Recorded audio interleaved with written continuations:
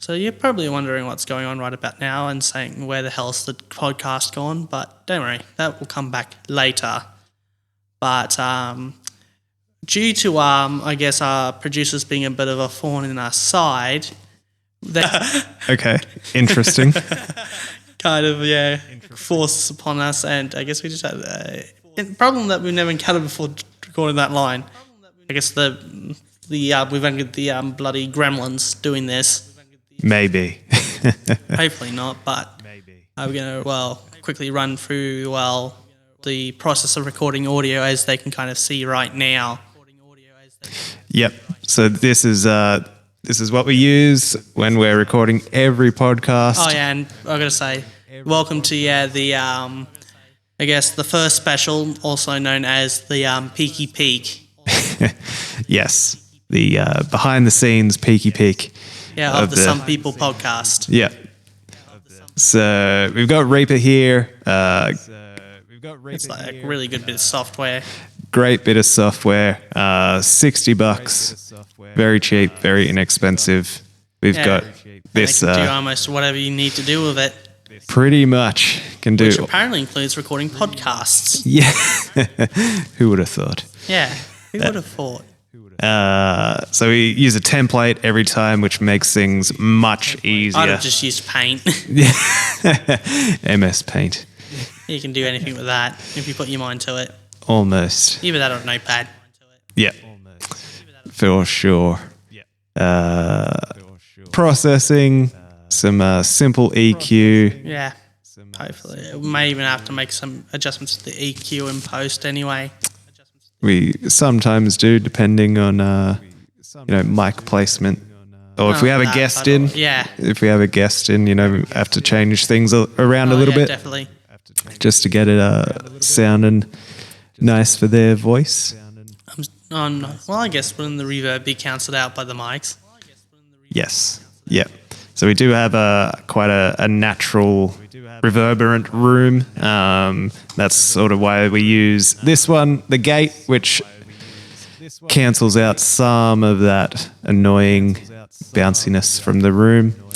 We also use a multi-band compressor, which just makes the sound a bit better. Yeah. I don't know how you can make this voice sound any better. It's not that great to begin with. Maybe. And so every track has its own limiter on it, doing a little bit of work. But then if we jump over to the voiceover bus, we also have some more compression. Yay, who doesn't love compression? And this one's a pretty good one. I guess knockers don't.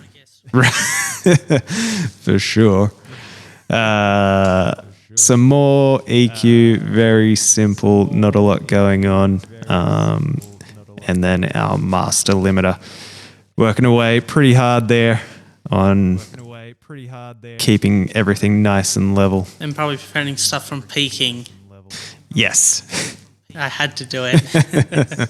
For sure. This is what happens mostly behind scenes. Yeah. And if you thought it was bad during the episodes, just wait until you get the behind the scenes stuff, which is more behind the scenes stuff that will be probably available on Patreon whenever we get around to doing that. Yeah, for sure. And then Which will also include the bloopers, although we're eventually going to get around to doing a blooper wheel. For sure. That is. I didn't even say reel, right? That's on the cards. I guess that's going to go on the reel. And then we've got a little bit of reverb, not a lot, just something to make some of the words a little bit more natural sounding in its decay. Just, if the gate cuts off a little bit too early. Well, I guess you could always have your contingents. Yes. And then finally our master limiter. That I decided that I should be doing before we start recording is actually taking the cough off my bottle, not putting it back on once I'm done drinking, so you don't constantly hear me threading it and unthreading it. Yeah. I guess now you get to hear me drink. So I guess more AMSR of me drinking. Here we go, cheers. It only picked up the first swig. Wow, it's actually doing its job. Yeah. And yeah, final limiter. Really making sure everything's nice. And I guess we're going to clean. eventually get around to getting the me drink limiter. Yeah. For sure. And I guess if you have been paying attention, you probably know which one's picking up who. Hopefully. Yes. Although if it ain't obvious, the bellend's being picked up by the red and the other hooligans being caught up by the green. Yeah. So we've got some... Wait, that means there's two hooligans. So where's the first one? Who knows? He's probably gone to Siberia again. Yes. Probably won't be coming back this time. I wouldn't think so. His visa would be pretty cancelled at this point. Yeah. Well, I guess, it was nice knowing you. For a very short amount of time. Yeah. All right. Well, on that note, have we missed anything? I don't think Besides so. him? I don't think so. Or was it she? I can't remember now. That's pretty much it, other than rendering, which is a pretty boring process that, usually takes quite a bit of time. Well, yeah, especially this the long format. Yes, with the longer format, can We're going to take do a quite a short bit. format, but will we ever do it, though? Maybe. I guess it's going to be one of life's greatest mysteries if we do or we don't. It's in the pipeline, like a lot of other things. Oh, yeah, tell me about it. All right, should we move over to the thumbnail creation? Oh, yeah, so part 2, Electric Boogaloo, the thumbnail editing. Yep. All right. So hopefully, if it's all set up correctly, you should be seeing, whatever this abomination is. So this is called Pixlr E. It's a web-based photo editing software. Absolutely free. Really great bit of kit. We've got our templates set up, pretty much ready to go. We just drag and drop. And note yourself, don't email the poor editor. He's got enough work on his plate as is. For which is sure. apparently also the co-host, so I guess that's even more work for the poor damn editor. Yeah. So you're going to say hi, editor? Hello. If you didn't realize already, yes, I am Yeah, host. editor. Yeah, co-host. Co-host. Editor and audio man. Yep. And the guy who's pretty much got more control over to show them the bloody host. All right, so Although I guess whatever they say goes. yes, for sure. Yeah, the rule of the game is we all are the same. Collective regime of peace and love. Something like that. Yeah. All right. So what you would have noticed as well, every episode we do a custom thumb. At the moment, we're working on episode 5. And now the most important part of making the episode is coming up with the name. Yes. Again, since we record these in advance, it's usually hard to remember what we're talking about unless it's like a really special episode. Yes. Gee, I think isn't this the one with the guest on it, or was this that episode 6? I'm not sure. I think this episode 5 might be the one with our special guest. Yes, you'll have to wait until it comes out. Unless we can spoil them like a little bit of audio, I guess. We probably could. Oh, I'm trying to think. Episode 5. Well, I guess if we just skip to the end, and if I am fangirling them, I guess it would definitely be the episode with the guest. Yeah. I guess spoilers for the episode. So yeah, sometimes. Oh, it won't be because this will be in the future. Yeah. Oh, so I can spoil as much as I want, but then what happens to the poor bugger that watches this before that episode? Well, they definitely made a spoiled. very big mistake. Or a really good one, depending on how it turns out. Depending, for sure. All right, so if we just quickly do a double check of what we got up to in episode 5. Yay. So I guess it's a little sneak peek. 2 of the audio.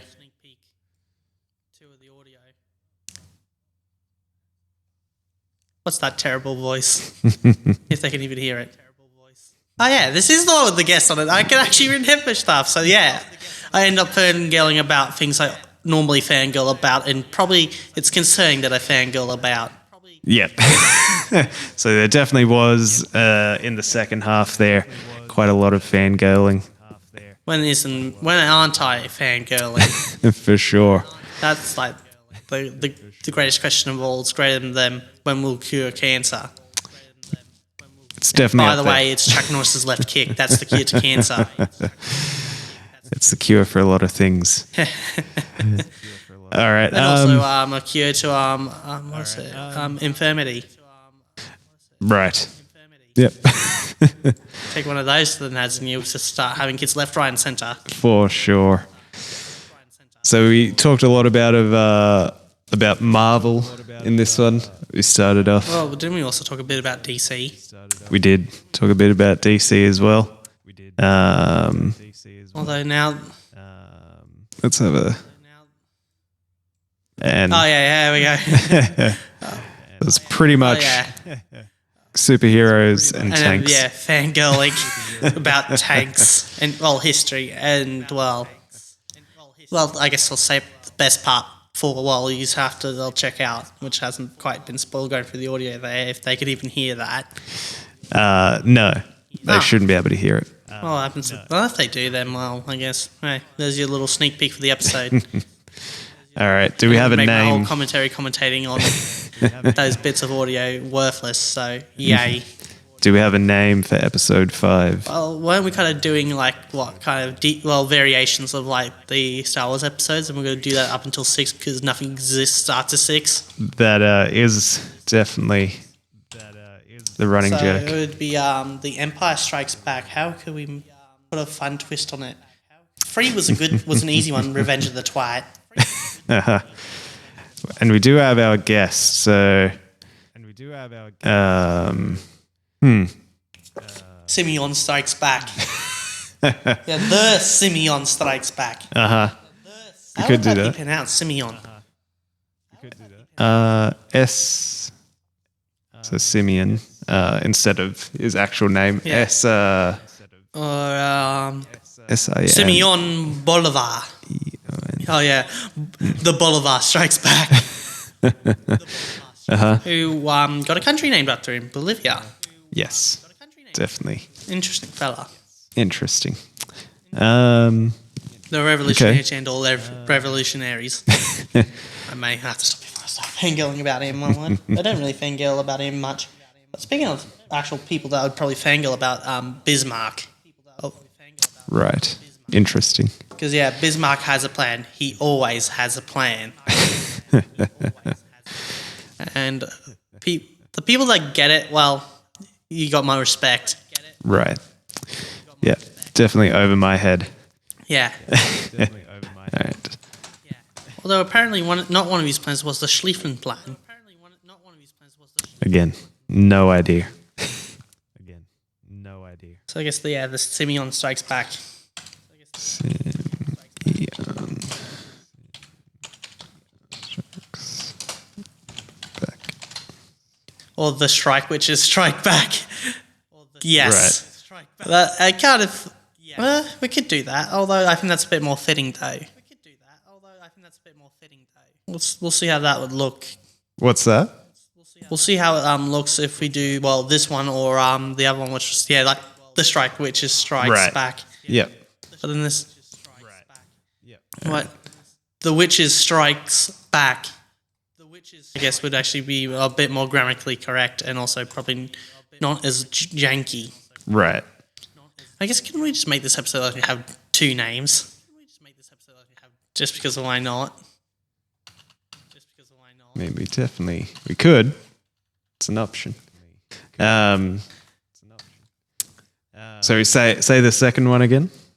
It's either going to be the Strike Witches Strike Back, or the Witches Strike Back, which I guess down to your discretion. Or the witches. Yeah, strikes. Strikes. Can we have like well, no, I don't think it'd be correctly like that apostrophe at that S. Is it an apostrophe? Am I thinking of a semicolon? Oh, right. Yeah. No, we'll leave it as that. Yeah. Yeah, without the because that'd be strike is or strike is. Yeah, strikes. Okay, and so I think the same thing with which is right. I just love my apostrophes. Aren't they apostrophes? Exclamation marks. We have. No, the other ones. Yes. Yeah, apostrophe. Yes. So I know grammar. So we have that one, or Well, I guess you that got. one. Oh, so you got both. Okay. Yeah. So what? I think deeping up's probably not the good idea. Probably keep it as just one. Okay. Just one. Well, strikes back, I guess. Yeah, we got to add the back part. Yeah. Let's make it so it's like, well, it's already kind of like an all cap font, but can we add like two more exclamation marks so we really mean it?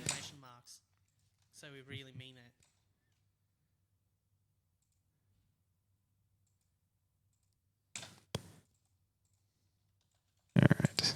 I don't think that. I guess we could also go Synon, but no, we would be more like Syneon. There we go. Blended the two together. Yeah, Simeon and Synon. So yeah, Simeon, which would be all different to that. You spelt it there, and it'd probably be some weird unorthodox spelling. Right. I mean, actually, no. It's more just what you place emphasis on, I guess. Right. Yep. Because you could say Simeon. I was like, we should put it up to the audience debate, but then I realised by the time this episode comes out, this episode's already going to be out, so it's already going to be named. Yes.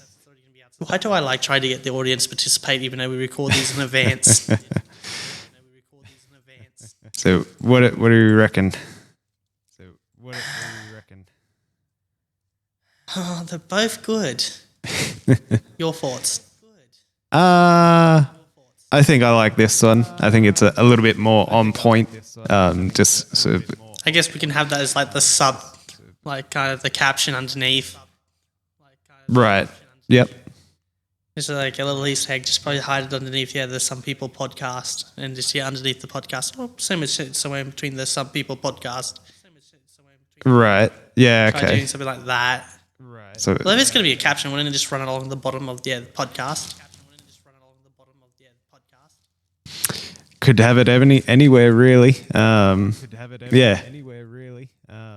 So I if think we should have the I guess for the keynote servers have the strike, which is strike back or strikes back underneath podcast. It shouldn't be too hard to adjust from that one there. So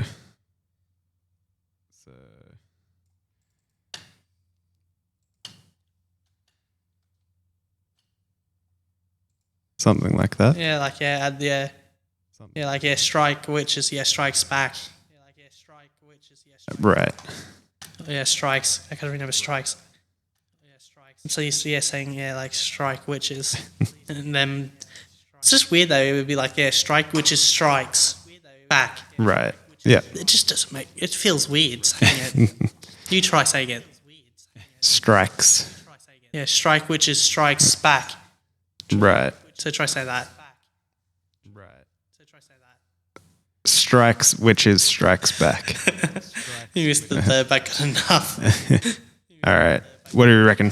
I think we should just do what I said there down at the bottom. Right. So get rid of. No, keep that, but just have keep it. that as like a little caption underneath. I guess there's a little Easter egg. For sure. Do we want to make it? Yeah, smaller. Smaller. Yeah. Yes, probably not that. Somewhat legible. That should do the trick. Okay, it's 40. So can you just punch the number in at top anyway? Although I assume you've got it on the dot. So now we've got to add the strike, which is strikes back. Yeah. All right. Yeah. And this is the shenanigans that we go through to do the thumbnail. I guess this is what you signed up for the special. Cool. Should we kind of have timestamps for when we cover certain bits? Wouldn't that kind of get rid of the surprise? I guess you can hide it in the comments, but then no one's really in the comments. We could. All right. And then we'll save that. Yeah, I haven't really finished off that part though, at the bottom there. So yeah, it's the strike witches strikes back. And I've said that. I'm so confused. Yeah, I know. I'm confused just by how you forgot to do that. So it's not the strike, it's just strikes back. No, the strike witches strikes back. There, that's the whole thing, not just the end. There we go. Strike. Which is. Yeah, no. Or no, witches. Yeah, witches. Or witches. Yeah, witches. Yay. Well, God, if we had a drinking game every time I just said that sentence, I think everyone would be dead already. Witches strike. Strikes. Back. And then, yeah, 3 exclamations. Strike, witches, strike back. Okay. Strikes back. Yeah, because, yeah, the Empire Strikes Back. Although I think we may have to shrink it a little bit more, though, considering maybe that'll stretch it out. So it's all on one line. Yeah.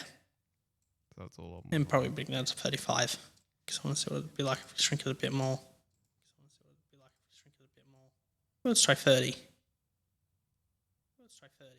Oh, perfect. Cool. All right. So, yeah, it's episode 5. The Simeon Strikes Back. Of the Some People podcast and the caption is, the strike witches strikes back. Yeah. After what? How long did that take us just to do? A couple of minutes. It felt like an hour. Yay, ads. All right. Now we jump over to video editing. And this is where it gets really fun. So part 3, video editing, aka please, for the love of God, just work. Well, it's actually not that. It's more just kind of throwing yourself at a brick wall and seeing what we can and cannot get away with. Yep. All right. So we've got our thumb. Are you going to play nice? Maybe not.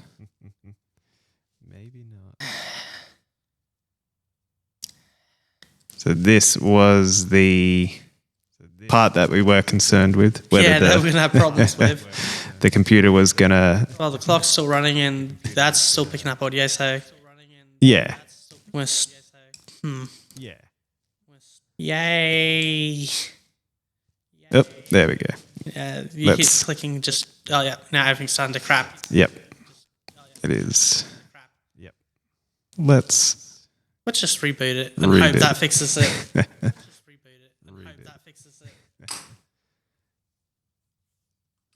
All right.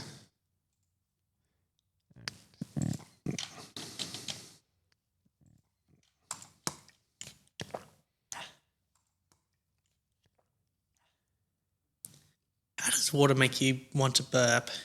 Because I just want to stop the urge of having to, burp. Mm-hmm. There has to be something in the water. Maybe. Tastes funny too, so I may need to wash it out anyway. Uh-huh. The bowls, I just sit around for a couple of weeks before I use them again. Right. And I don't bother washing them out. Right. Alrighty. Let's see if we can... Well, okay, so I guess attempt 2 at trying to do episode 5. Alright. Oh, we might be in luck. Yay, now the actual part that will probably break at the audio. No. Sweet. Alright. Sweet. Alright. Oh, so I guess that's why they wouldn't hear it, because haven't you muted the PC audio while OBS picking up the PC audio? Yeah, it's not. I haven't set that up. Oh, well, they would have had that automatically enabled. No.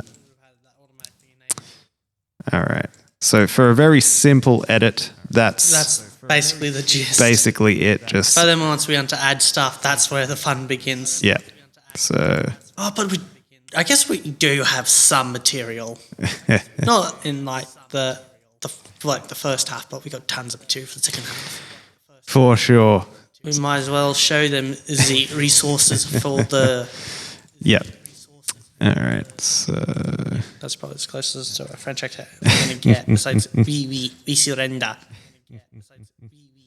All right. So we do have a couple of resource folders at the moment. Yeah, they got this one here, which we just coupled together. Which by now, oh yeah, you should have seen. Spoilers, yeah, for an episode that's already going to come out, but hasn't come out yet. So how many times am I going to just say spoilers for what won't be spoilers? But it's spoilers because I'm still thinking they've yet to come out yet, but then this would come out after them. Yes, yeah.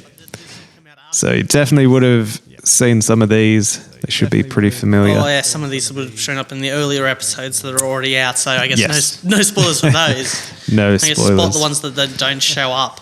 Yeah, and then we have another one, which... There's more stuff. Oh, this is like early stuff. Yeah, so we've used a couple of these as well. May use some of them again because that's really fun. I'm just going to... the one at the bottom there, second from the left, just use that every time I kind of got a gripe about something. Yeah. Because that's what we used it for when I had a gripe with this one YouTuber from episode 1. Yes. Well, actually not 1, episode 4. So 4. Yeah. God damn it. Now I was trying to... Well, when did I could remember what episode we were recording, much less what episode we've done. Yeah. This is fun. Although I do like that one there. Shame we didn't get around to using it, but I guess we'll find some funny way to use that one. That's right next to it on the right. Yep. I'm sure. But I guess we're going to have to say that's, I guess, Gripe Me Face is the one I just pointed out. Uh-huh. Yeah. That one right there. Yeah. All right. That car one was funny. Car one was good as well. I think we need to do more stuff like that, but then we got to find clips, and there's nothing really that good. Yeah. All right. Could we do the one with the split rim explosion? I guess so. Probably could. Because, man, those things are terrifying. Mm-hmm. All right. So... I guess we haven't shown the resource folder. Yes. So there is also... Just give us a moment. I may rename it to the resource file. I guess that's the only thing I've got control of is the resource file. Yes, at the moment. Well, I guess it will only be a matter of time until you wrestle that away. All right. Oh, there's some good stuff here. And also our fully equipped resources folder. Yeah. Just don't mind the top secret one. Yes. Do not worry about this one. And do we even have anything in music and audio cues? Isn't that like, well, like, oh yeah, there's which you might remember from episode 3. Yes. Shit, I can actually remember that, but that's because it's unique. Mm-hmm. But eventually you're going to be using it so much that it's probably we'll be able to remember all the episodes that it's used in. Yeah. And a bullied class, the locomotive, I think also known as like a Q1. Of course, some great memes. Yes. Which you would have seen a couple of these. Yes, and these were all sourced by me. Yep. And also by our guest for this episode. Because it's a mix of what I found and edited. Uh-huh. And what he sent me and I may have edited. Yep. Cool. Although, can we get in like a few second glimpse of the top secret folder, or shall we just keep it forever locked up? I think we leave it forever locked up. I think we'll leave it locked up. Maybe that could be a Patreon exclusive. Maybe. Yeah. I guess the only way we're going to find out is to head on over to Patreon whenever we get that sorted out. Yes, that would be it. Yes. All right. Although there is some memes that need to be put in the meme folder. Yeah, there definitely is. Yeah, well, there's even like 2 images there that are yet for me to turn into the meme. Mm-hmm. Although, again, busy doing other stuff. I may, probably after the recording of this in episode 10, we will probably get around to doing that meme and probably having it as like the premiere meme. Yeah. I'd say it's going to be my first meme, but I've done memes beforehand, although they're fucking crap. Or really really crap or out of date. For sure. Yeah. Because, the Bear Grylls I better drink my piss meme. That was like the second meme I ever did. Right. Or like a variation of that. Yeah, okay. Cool. Even then, it was terrible. All right. So by the time this comes out, episode 5 will be Well and truly out. well and truly out and So it'll be probably 6, edited. 7, 8, and 9. Yes. So thanks for tuning into this special. Yeah. We're already at the end. Okay. Yeah. I think. I guess we... What's that one song I'm thinking of now? I don't think it's We're on the Noto Railway, but that's like the first bit of lyrics after that, like little chorus bit beforehand. I'm not sure. It's not coming to me. Australian classic song, I believe. On the road to nowhere. I'm actually surprised I could get it somewhat on time. I'm not sure. Yeah, it's not coming to me. God, I can't even remember the name myself. Anyway, back to our standard broadcast. Yes, back to your regularly scheduled podcast. All right. I guess thank you for your time. And as I say, bon appetit, but that doesn't work. Bonjour. Bonjour. Konnichiwa. Oh no, that's hi. 9. Just start saying random stuff in foreign languages. Manager VTSE. So I kind of lied there about getting straight back to the podcast. There was this one other segment I just decided to do at the last second, which is kind of, I'm going to call it amendments, and I'll probably do every now and then, but not as frequently. I just decided, well, I might as well make episode 10 a bit of an experiment and try a few things and see how they play out. And, well, I might as well start off with the notes I've got here. Let me just bring it up here so I can see as I'm talking. Okay, well, I might as well start off kind of going by episode based on the notes here. In episode 1, I do have to kind of, hate myself a little here, but again, I simply have it as in my notes is Strike Witches, WTF. And the thing is like, as I go back listening to episode 1, I was like, for getting these notes, and I was like, why the fuck am I comparing My Dress Up Darling to Strike Witches? They have almost nothing in common besides, well, the only thing they have, and this is, I think, the point I was trying to get across, is that My Dress Up Darling has, well, even though it's not an ecchi, it does have ecchi elements where Strike Witches was a ecchi in that. But other than that, it's like, why? Why would I compare something that is not as good as My Dress Up Darling to My Dress Up Darling? Interesting. Besides that, like, maybe, like, if you lose a few brain cells, they're somewhat connected. Uh-huh. But, again, speeding through this, although I was thinking this segment would go for like a half hour, but I don't think it's going to work out for that. It depends on how bogged down I get in it.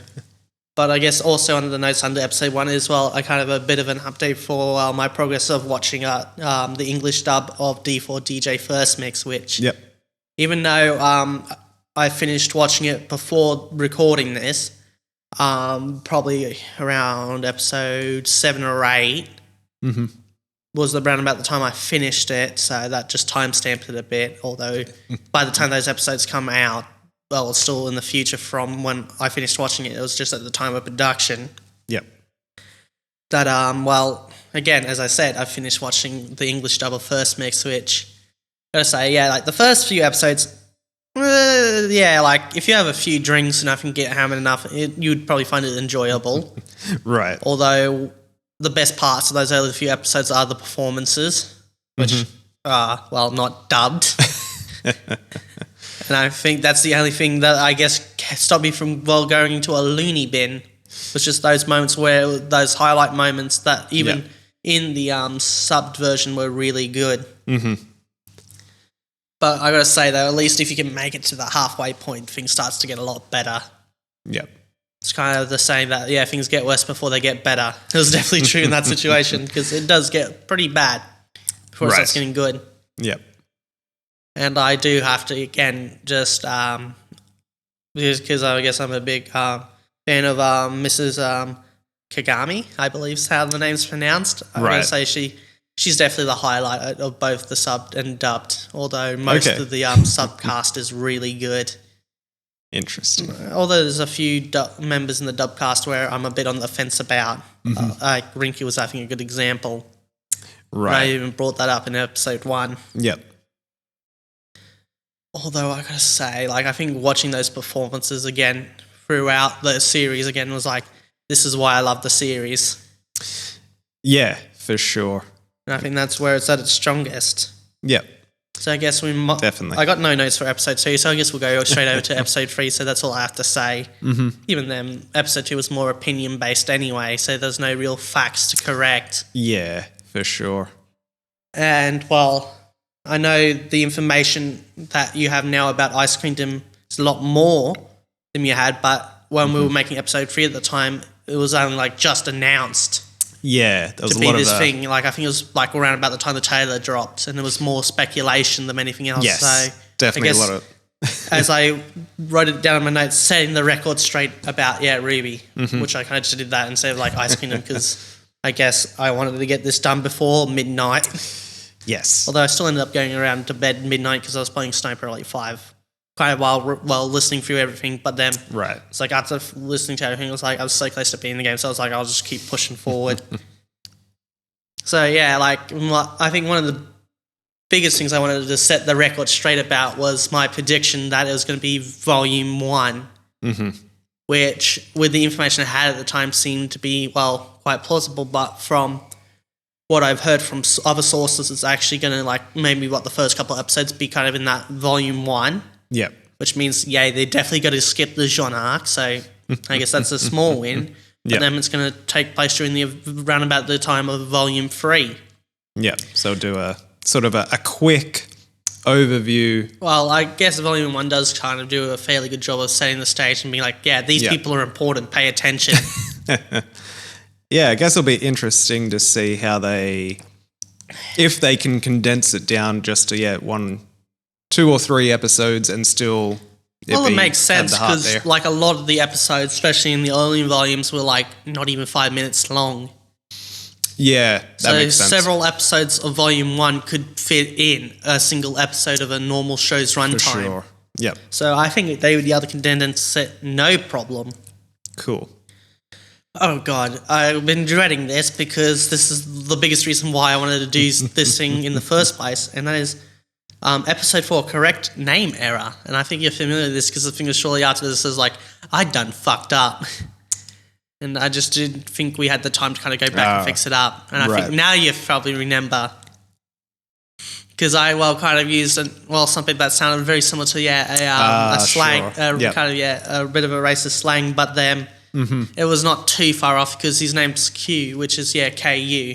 Yes. But I just misnamed it as, I'm not going to even repeat the word yet because, I'm probably going to get in trouble saying it the first time, even though I was not really referring to the term there and just kind of misremembering a name. Yeah, for sure. Even though I think I sort of corrected it later on in the episode, but I felt like it was that much of a fuck up that I had to correct it, have a dedicated part of an episode to fix it up, I guess. For sure. Okay, so it looks like we're going to speed run this. Okay, so let's just, again, there's nothing to note for 5, 6, 7. But then I realised there is a lot for 6 and 7. But the reason why I don't think we're going to be covering him here is we'd be here until the end of time. Right. Because there was me just bouncing a lot of facts. A lot of facts that, looking back at it, are a bit sketchy or probably fall into the kind of into the thing I was trying to avoid, which is kind of popular myths and misconceptions. And I think I could say the same thing when I kind of was nerding out about the tanks in episode 6. Yep. I think there was a blend of kind of researched facts, but then kind of probably even maybe a few myths and misconceptions slipping in, but them also bias, just because it's a subject I've known for so long and had opinions that have constantly shifted in that. Yep. Even though I tried to take a more neutral approach, I think, again, it's just hard to take out bias out of something that you spent, years dedicating your life to. Mm-hmm. Especially with set preconceptions. Yeah, for sure. And it didn't help. That was around about the time where a lot of those, conceptions were starting to shift. So right, they were shifting more in line with the facts, but there's going to be one day that's probably going to have more facts that are going to come out to disprove that more factual, accurate statements I was making. For sure. Absolutely. And I just wanted to kind of get that out there or clear a few things up, but then I realised I'd be here until, the end of time. So I guess while we're here, we should get on with episode 8, which is, the last one I had notes for, because, you only have 9 and then, we're currently in the production of 10, so how could I correct anything in episode 10 if it hasn't been done yet? Yeah. And that is, clarify OES this, because even though, we're kind of going to cut this out at the start, I was like, the reason why I did this note was because during the D4DJ bingo board, which was the whole point of 8, yep. we, oh God, give me a second, I'm going to grab a rag, because fucking hay fever. Yay. Screw hay fever. I refer to, pull up the wiki, and I'm like, no, that's the fandom, but then those are both wrong, it's the fandom wiki. Yep.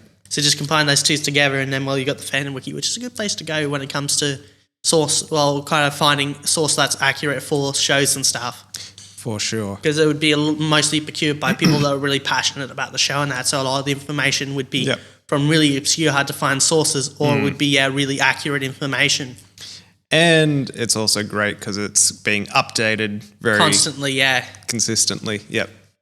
The next thing is, on that similar note of me getting names wrong, and that is the I refer to the Call of Artemis as, for the first time, as the Shadow of Artemis, which was not too far off. I was just misremembering it, and I'm not sure if we had it written up as Call of Artemis or Shadow of Artemis on the bingo board, so we may have to fix that up in post. Yes. So I guess that error will not exist by the time that episode comes out. So I guess a little bit of, I guess, I want to say deleted scene. What's the word I'm looking for? Some post-production magic. Okay, yeah.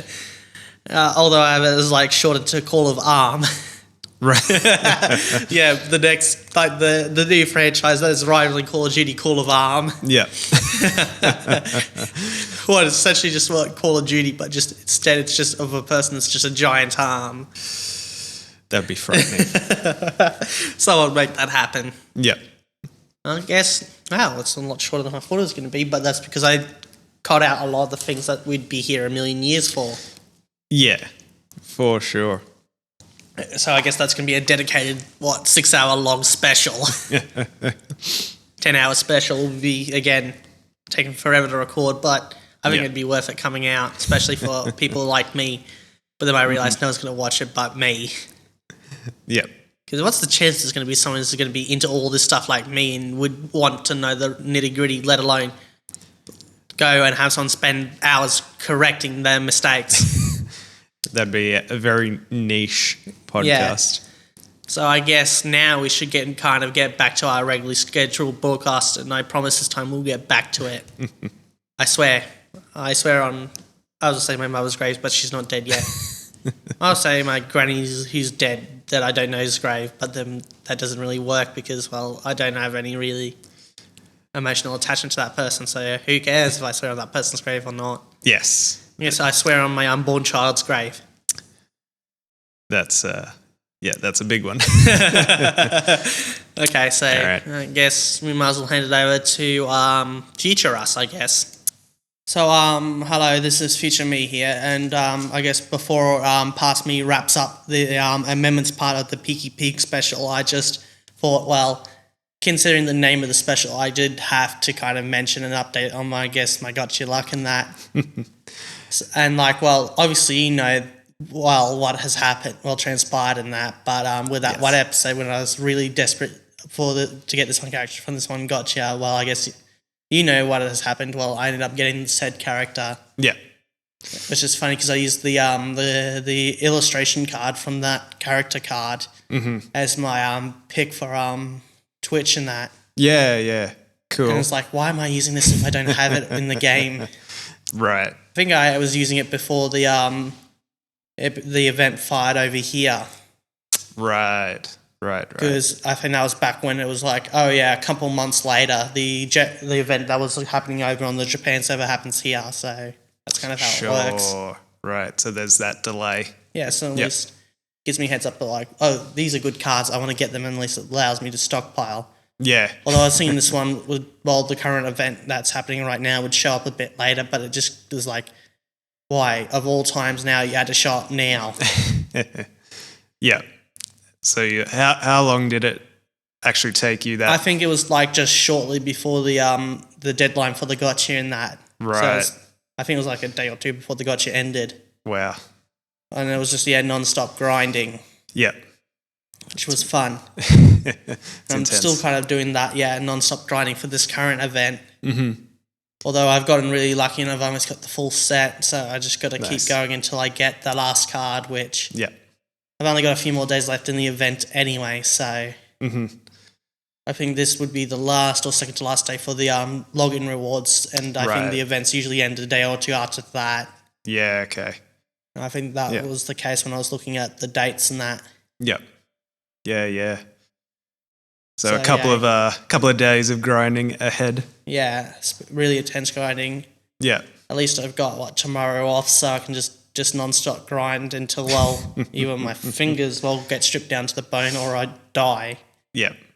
From not taking care of myself. Yeah. Yeah. I'm pretty sure you'll be able to survive. Just might come out very withered at the end. Yeah, definitely. I am definitely starting to experience a little bit of fatigue. Yeah. From the series and that. Yeah. That's more just kind of the thought of I'm burning up all the easy ways of grinding this stuff up. Right. And it's either I'm gonna have to either start parting with my wallet or spending a lot of time with very low yield. Sure.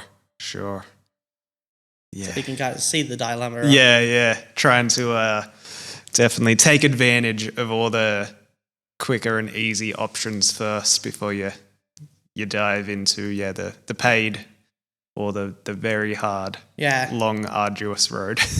Not only that, but I think if it keeps going at this rate, I think it may speed up the Patreon process, so I can just feed that addiction if it gets to that point. Yeah. But at least the money's going to a good cause, keeping my sanity. Right. Yeah. What very little sanity I have left. Yeah. On the keeping the thread of sanity strong. Not only that, but I guess the power of waifus compel me. Yeah. Even then, shouldn't we hand it back to our past selves to wrap this up? Might as well. Yeah. So I guess as I say, C is in the past, but how does that work? Yeah, that's I guess some can weird. we say hello to our past selves? Hello there. What the fuck were you thinking? Yeah. Okay, so I guess we'll just wrap this little fix up here, shall we? Yes. All right. Here you go. Future us. Yeah. Take it away. Good luck. You're gonna need it. And don't fuck up again.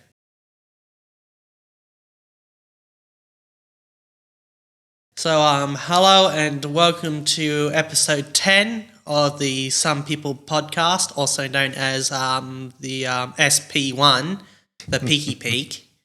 And I think throughout this episode we'll probably just refer it to the Peaky Peak. Yes. Special. Good idea. And I guess thanks for kind of taking a bit of a load off my shoulder, past self. Good job. Yeah, well, you didn't really do much, so you don't get to pat yourself on the back. I can. Not bad. Yeah. So now, on to the episode, which I actually have no clue just where to start off with the actual episode, for once. Yeah, I was going to say, do you have any topics? No, I would discussion? say you may have to lead up one while I think of something real quick. Sure. Because I got an idea for one, but then it kind of may end up like, well, episodes 7 and 6. Right. I think I have one. Being that it is episode 10, a little bit of a special episode. At the start there, you did some amendments, but I guess in review, has there been any particular episode or favorite moments for you so far? I guess my hatred for Michiru, I absolutely love that. Just completely bashing that character. Yeah. And I think that's actually a good thing for your health is to kind of bash a character every now and then. Because I think it did wonders, Right. in my opinion. Very therapeutic. Yeah. And it's better than having your hair fall out going off about people who've made cursed guns. Right. Sort of a copium. For sure. Cool. Although, I guess on that note, I did something that I would have probably younger me would have ripped me a new asshole for, but I took a M1A1 Thompson and converted it over to a 1926 Thompson. Right. So I took a newer gun and converted it over to an older version of itself. Interesting. Although it would have taken a fair bit of work to do it in real life, because Yeah. the one thing that the older Thompsons are known for is, well, being able to use drum mags. The M1A1 can't use drum mags, but Right. it doesn't take a gunsmith with much skill to modify it to accept drum mags. Uh-huh. It's just the way the receiver's designed, it can't fit drum mags. Sure. So if you just do a little, snip this off and snip this off, and then, well, now it should fit. Interesting. But I think you should be familiar with the 1928, 1926 as the Tommy gun. Yes. For sure. Very classic looking. Yeah, not only do I have not only did I put the compensator on it, I also have the finned barrel as well as the vertical grip. Right. Cool. And everything else is basically just, well, the stock on the M1A1 is just the same as the 2628. It's just that the M1A1 has a different receiver to the 2628 and also a different bolt design. Right. Like, I'm not sure if we got probably going to put up an image of both a 28 and an M1A1, but I think it's 28 or 26. I can't remember. I think there was kind of two. You had the 1928 and then kind of like an updated 1926 and the updated 1928. Right. But I'm going to refer to it as, an M1928. See what I get.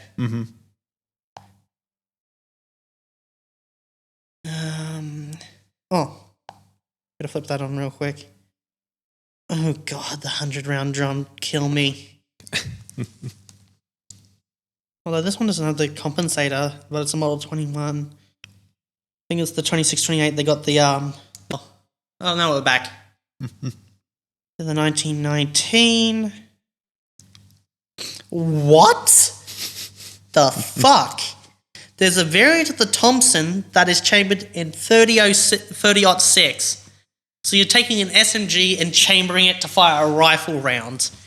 I don't think that's going to be fun to shoot. Interesting. Because don't get me wrong, it's a bit of a heavy submachine gun, but a pretty fucking light automatic rifle. Right. 30 carbine. Okay, the production model 1921. Okay,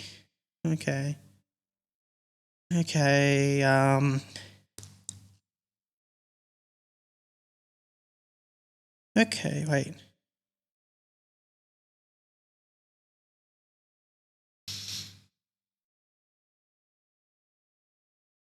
Okay. 21. Okay, so 21's where we got the compensator. Right. But that was as an option. Okay. The original price was $200. Nowadays it'd be like about 40,000-60,000. That's not Crazy. That's not inflation, but just how much they would go for nowadays. Yeah. And then okay. the Model 28, which was used by, it was first widely used by military forces. Right. Okay.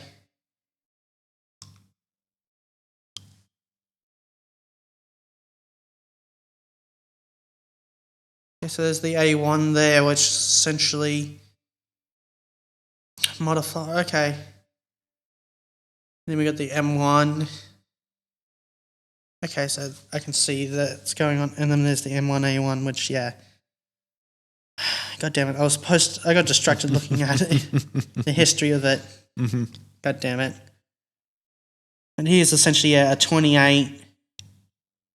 It's gonna there, Right. Yeah. and then hopefully I can get a good shot of an M1A1. A1 Thompson. Yeah, goes M1A1 and then gets a photo of an Abrams. Because there's the M1A1 Abrams, but here you can see this is the M1A1 Thompson. Right. You can see how the changes in the receiver. Mm-hmm. Don't get me wrong, it's easy to switch around the sights. But again, it's not so easy around to switch out the charging handle, because you can see that on the 1928, the charging handle is sitting on top of the receiver, on the M1A1 is on the side. Right. And there's one thing I'd like to kind of switch out in the game, but I couldn't. Mm-hmm. Although, I guess your thoughts on, the Thompson. I think in video games, it's actually quite an alright submachine gun. Right. I mean, it does have that classic. I don't know where it gets it from. I guess it's sort of from like gangster films. Yeah, especially like the older 1928s and that. Yeah, for sure. Yeah. And maybe because it is, particularly with the barrel, much more distinctive compared to a lot of other guns, sort of, I guess, definitely from the same era. Although a lot of submachine guns around that time were kind of like that, just expensive but really well made. Yeah. Yeah. So, it definitely stands out, just the overall appeal of it. It just looks pretty cool. Yeah, like I'm trying to think of guns that are comparable to it from that time period. Mm-hmm. Although it's a bit later, the Model 38 Beretta submachine gun, or was it Model 40? Right. I think 40 is a later production version of the 30. I'm thinking of the 38A, which is just a simplified 38. Right. But it started out as a really expensive but extremely well-made Italian submachine gun. Yeah, okay. And man, that thing's really good. Cool. And even when simplified, it's still a pretty good submachine gun, but I think quality-wise it's not as good as the earlier ones, just because, it's been made a bit cheaper so they could mass produce it a bit quicker, but where the early ones were kind of like handcrafted and that. Sure. Yeah. So like not many of them compared to the later A variants, but I think in terms of finishing that a lot nicer, but also I think probably the better quality components. Sure. Yeah. That makes a lot of sense. And that's, I think, the biggest problem with the Italian army in the Second World War was either a lot of really crap gear or like just a handful of really good stuff, but just not enough to make a difference. Yeah. That's interesting. Much less trying to get them to the bloody troops. Yeah, for sure. Like, just look at the machine gun they used. It was a punk shit. I'm not even going to pardon my French because I'm speaking the truth and nothing but the truth, so God help me. Yeah, I'm not super familiar with it, but... It was like... They had the bright idea of having a machine gun that requires constant oiling and using it in a desert environment where that sand's going to get stuck in the oil and then jam up the mechanism. But then it also need the oil for the mechanism to actually work properly. Yeah, that's a huge design flaw. It's all right where there's not a lot of bloody sand around. Yeah, for sure. So these guns would be practically good for a couple of shots after being outside in a sandstorm. Yeah. Before it gunks up and jams. Yes. Yeah. Doesn't sound good. Yeah, so I guess that's just the challenge for you in a nutshell. Interesting. Although they decided, when they designed a machine gun, they just slapped basically two SMGs together and called it a machine gun. Right. So Funny. I guess that's their challenge for you. Yeah. Cool. They can make good cars, not really good guns. Interesting. Well, the 38's a bit of an outlier. Right. Yeah, for sure. I'm not sure about like the 34 pistol or 1994 Beretta pistol. But then anything from Beretta is pretty good. Just look at the M9s as well as the 92s, which are essentially the same thing. Right. Because Cool. I think an M9 is essentially a 92 FS, which I think the FS stands for foreign service or something like that. Right. But I guess enough of that. I realised the slippery slope we're on. Yes.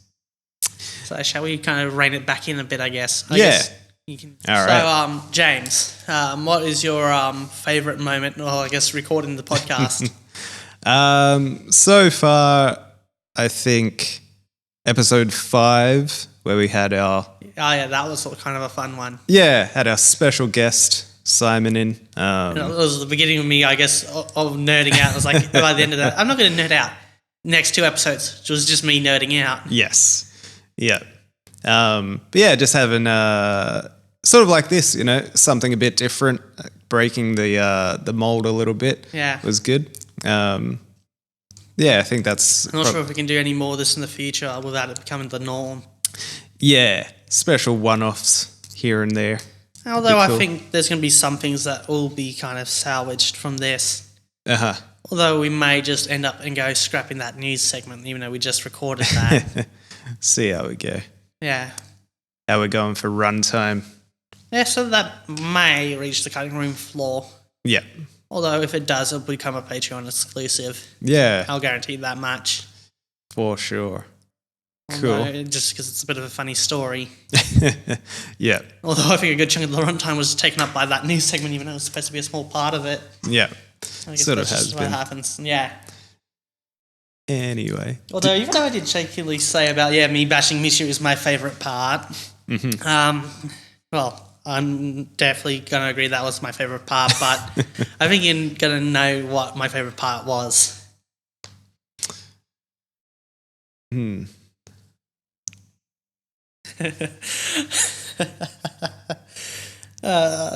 damn it, why am I laughing? Was it our other special guest that made an appearance at the start of one of the episodes? I'm trying to remember. Our comrade from up north. Oh, yeah. Oh, yes, that was fun. But there's more, I guess, me talking about D4 DJ. Sure. That also, too. Yeah. Cool. Because, I guess this just points how much I love D4 DJ. I've spent, how many hours now talking about it out of, the 12 hours of recording we've done? Yeah. Quite a lot. I mean, there is also basically the entire episode where we talk about it with the bingo cards. So. Yeah, I can't wait to do that. The editing is going to be fun, especially once we kind of have to do an episode following up, kind of ticking off that bingo board. Yes, for sure. Which will come when the season 2 finally happens. Yeah. I think we probably update it episode by episode. Yeah, I guess, we could do a quick review each time. Okay, that's not a bad idea, but hopefully, I'll say probably by the time the first bingo board update would come out, when the series almost be done. I'm not sure. Because what they probably would do what they did with First Mix and bring it out fortnightly. Right.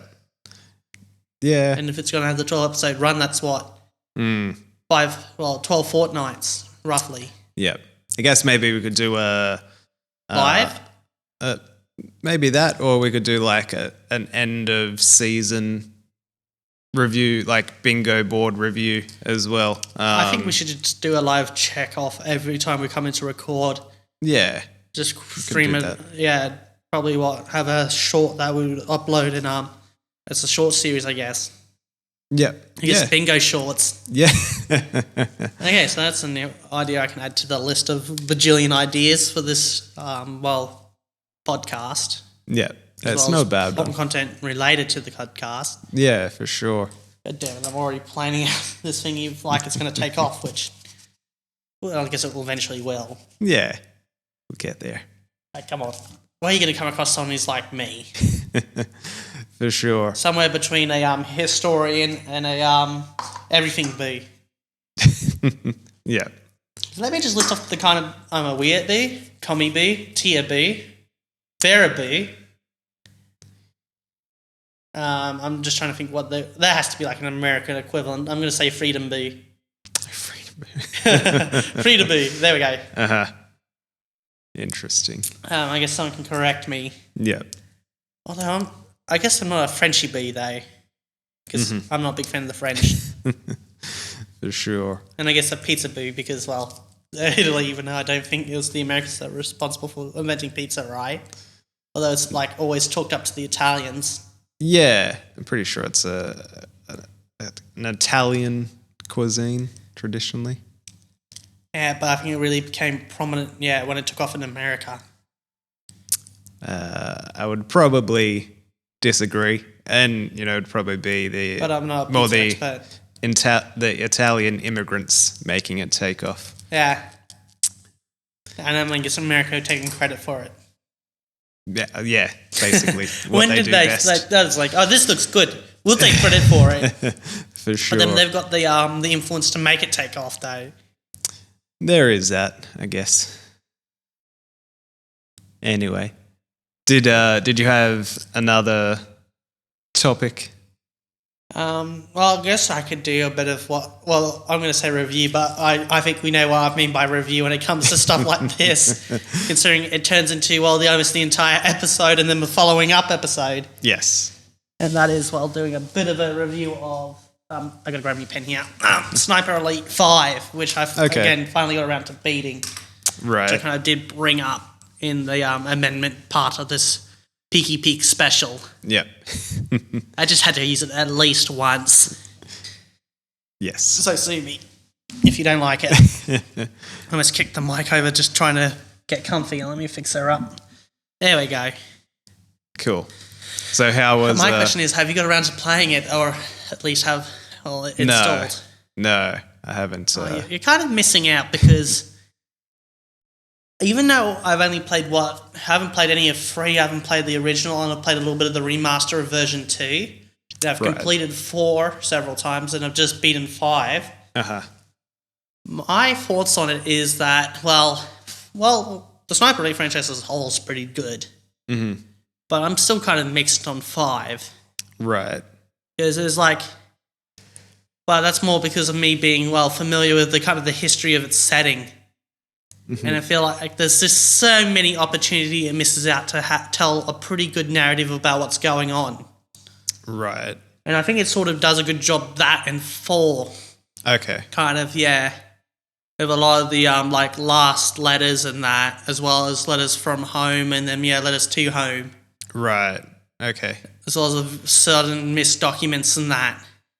Interesting. Which kind of help kind of get you a feel for the time period, which kind of feels a lot of things missing in 5 because it doesn't have a lot of those. Oh, okay. Right. Although it's pretty clever, some of the documents you get in the first level. Uh-huh. Just being because it's like members of the Resistance and SOE, so they're kind of using kind of phrases and that. And it was interesting because they were like, the phrases these guys were using were like kind of related to gardening. Okay. Yeah, right. And it was kind of fun because, it's like being like snipping buds and stuff like that. Yeah. Yeah. Cool. And I just found that neat. Yeah. Nice attention to detail. Yeah. Yeah. And it just kind of gets you a little bit immersed to this For world. Sure. Yeah. Definitely. Because you can't openly say, hey, we're going to go blow up a depot or kill a few soldiers. No, definitely not. You get found out pretty quickly if Yeah. someone's monitoring your communications. Although, wouldn't it be a bit suspicious when they're spending a lot of time while communicating about flowers? Maybe. maybe. Well, I guess if you're lazy enough, I think you'd probably just overlook it, right? Yeah, it'd be that sort of thing. It'd get overlooked quite quickly. But then but wouldn't it not get overlooked if you expect that person of being, like a member of the resistance, though? Well, I guess that would be the sort of thing where, using code names, if you have, a Mrs. Farmer sending a letter to Mrs. Alderton, down the way, then that's probably going to not ring a whole lot of alarm bells. Whereas, obviously if George, who's on the list of known people to be part of the resistance, is sending messages about, what's the best hydrangea to get or something like that. Yeah. What like what's the best time for turnips? Yeah. That would be funny. It's like, why does this guy keep asking about when's the best time for turnips? Yeah, for sure. I don't know, Fritz. What do you think? I got Russian and German. Oh, God. Yeah, so it'd be that sort of thing, which would definitely raise a lot of alarm bells. Hey, wait. Fritz, why is the... God damn it, I'm trying to German like I'm doing Russian. You gonna have a crack? No, I'm terrible. I'm terrible at German. Z. Okay, hey, Fritz, can you have a look at this, yeah? Why does this guy keep asking what time is the best time for his turpits, yeah? I don't know. I guess he must really like growing his turpits, yeah? Then shouldn't he know it already, yeah? This looks kind of suspicious, yeah? Don't worry about it, Hans. We'll take care of it tomorrow. That was the last we ever heard of them. Yep. Yes. A fertilizer accident. Yeah, a few buds were snipped. Yes, for sure. They pulled the weeds. Yeah. This is so much fun. Interesting. But I guess the audience is screaming on, get on with it, I guess. Yeah. So I guess, number 5 is drop the ball on some of those more... Yeah, kind of story. world-building elements. Yeah. But how can you kind of world-build World War II, though? I guess it's more immersion at that point. Well, actually, because the world's already kind of built because, well, it's real life. Yeah.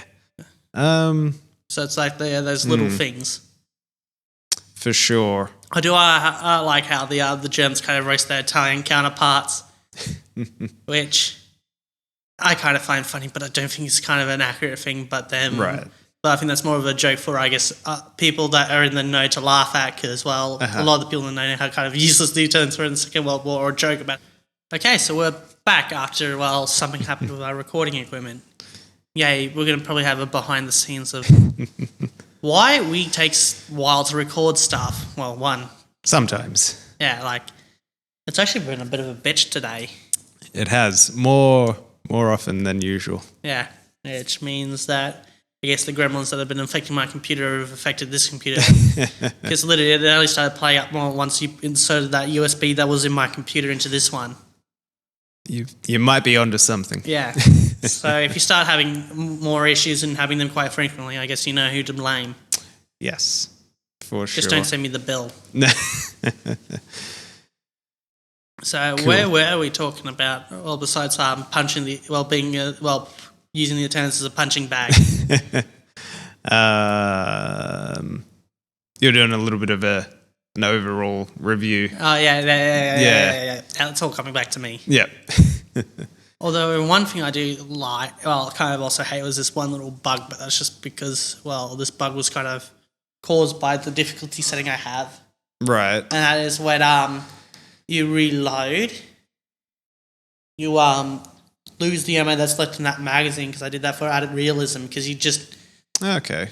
So that means instead of pulling out a mag in and then putting a new mag in and just filling up that mag, by dropping that mag, well, you lose that mag. So if you had fired one bullet and you go to reload, well, you just lost 49 bullets if you were using my M1A1 that was modified to a M1928. Right. That's interesting. That's a cool little feature. But there's a bug. If you get downed while reloading, it counts that mag as while being discarded. So now you lose that magazine even though you didn't complete the reload. Right. And when you have, right, and only when you're using a submachine gun that has a 50-round drum and you can only carry 100 additional rounds, and you've just spent one drum, so now you've got 2 drums left, and now you got down in the middle of the reload that one drum. Now you've lost that drum without even using it, so you're now down to 1 drum. Or if you're reloading that last drum in and you get downed, well, you can say goodbye to that drum and now you've got no ammo for your SMG. Yeah, and you probably got downed because you were in a CQC environment if you were while reloading the SMG and got downed. Right. You can see how that annoying that would be. For sure. Yeah. It's like, I was just going to use that. Yeah. That would be very frustrating. For sure. Yeah, especially annoying because I got stuck in quite a heavy combat in CQC and got downed just because I was low on health and some idiot came around the corner and I wasn't quick enough. And then, I was in the middle of the process of reloading too, so I couldn't even switch out. And then went my last drum. Uh-huh. All right, I used up most of that. No, I think I lost the drum as I got down reloading the last drum in. Right. I found that annoying because at first I was like, I'm just seeing shit that a large chunk of my ammo just disappeared. And then after that session, I was like, yeah, holy fuck, a large chunk of my ammunition has been disappearing. Yeah, right. It just puts me at a further disadvantage, much like carrying a sniper, carrying a rifle round without a scope. Sure. Because the iron sights are not fun to work with in this game. Right. Because they don't feel correct. Interesting. Because it doesn't feel like they're hitting where you're supposed to be aiming at. Right. Is that specifically for 5 or? You can't really use iron sights on rifles in the other games. Right. Interesting. I don't think you can really use the iron sights or the other weapons in the other games anyway, so that's also another thing you can do in 5. Right. Yeah, okay. So it's a new feature, so I guess it's going to have a few issues. Yeah, I would think so. Although the shoulder firing does feel a bit better in this installment than in 4. Because I felt like even at relatively close range, it was hard to reliably hit targets, shoulder aiming weapons. Right. Which is the only real kind of aiming you can do with the other weapons. You can even shoulder aim the sniper rifle in 4. You can do it in 5, but it's way more clunky because in 4 you would press down the aim button the whole way to aim down the scope, but you would press it lightly just to shoulder it and not look down the scope. So you can kind of sort of hip fire it. Yeah. Because it's impractical to use the scope in close quarters. For sure. Because even at the low power setting, it's kind of hard to acquire and aim at targets, even with like a 2 power. Right. And I think I kind of explained that in one of my rants in those past episodes of the podcast. So I'll talk to you about it afterwards. Yeah, for sure. Because the thing is, the most important thing is being able to acquire the target. And then the next important thing is aiming at the target, because there's no point in aiming at the target if you haven't acquired it. Yeah, for sure. Although I guess the acquiring and aiming process is kind of interchangeable. It's, sort of part and parcel. They would obviously... Because, you can't aim at the target if you haven't acquired the target. Yeah. It's part of the process, unless you... And then once you acquire the target, you aim at the target. Once you've aimed at the target, you shoot at target. Yeah. And then hopefully target goes dead. Hopefully. Or is crippled. Yeah. So if you were to sort of disregard the franchise, all the other games that you've played in the series and just were to focus in on number 5, how would you rate it overall? Like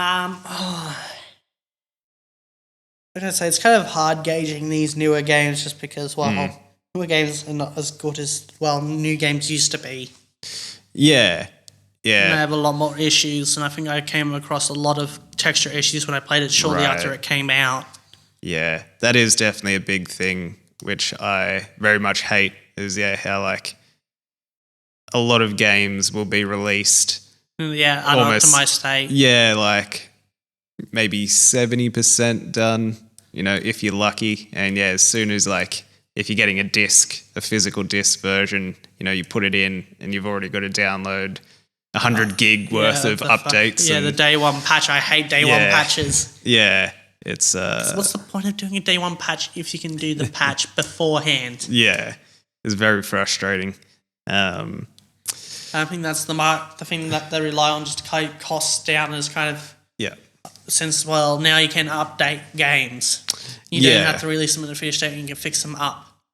Yeah. Which just, I guess, leads them to being a bit lazy. Yeah. It's a very weird business model. It'd be like buying a car and not having the engine. And be like, we'll install the engine later. Yeah. Or like not having the engine, but maybe like not having doors or something like... doors are just optional. Fucking needs doors, they weigh you down. Or like, only having half the steering wheel. So you can like get by, but it is not the full experience. Although I'm the same person who deletes the windows in their car just because of weight reduction. And then also, if I'm really desperate for weight reduction, we'll even take the doors off. So I'll literally be a car, no windows, no doors, just steering wheel. Yeah. What I can, in just the bare essential instruments. Yeah. The pedals, the shifter, and the steering wheel. Everything else ripped out.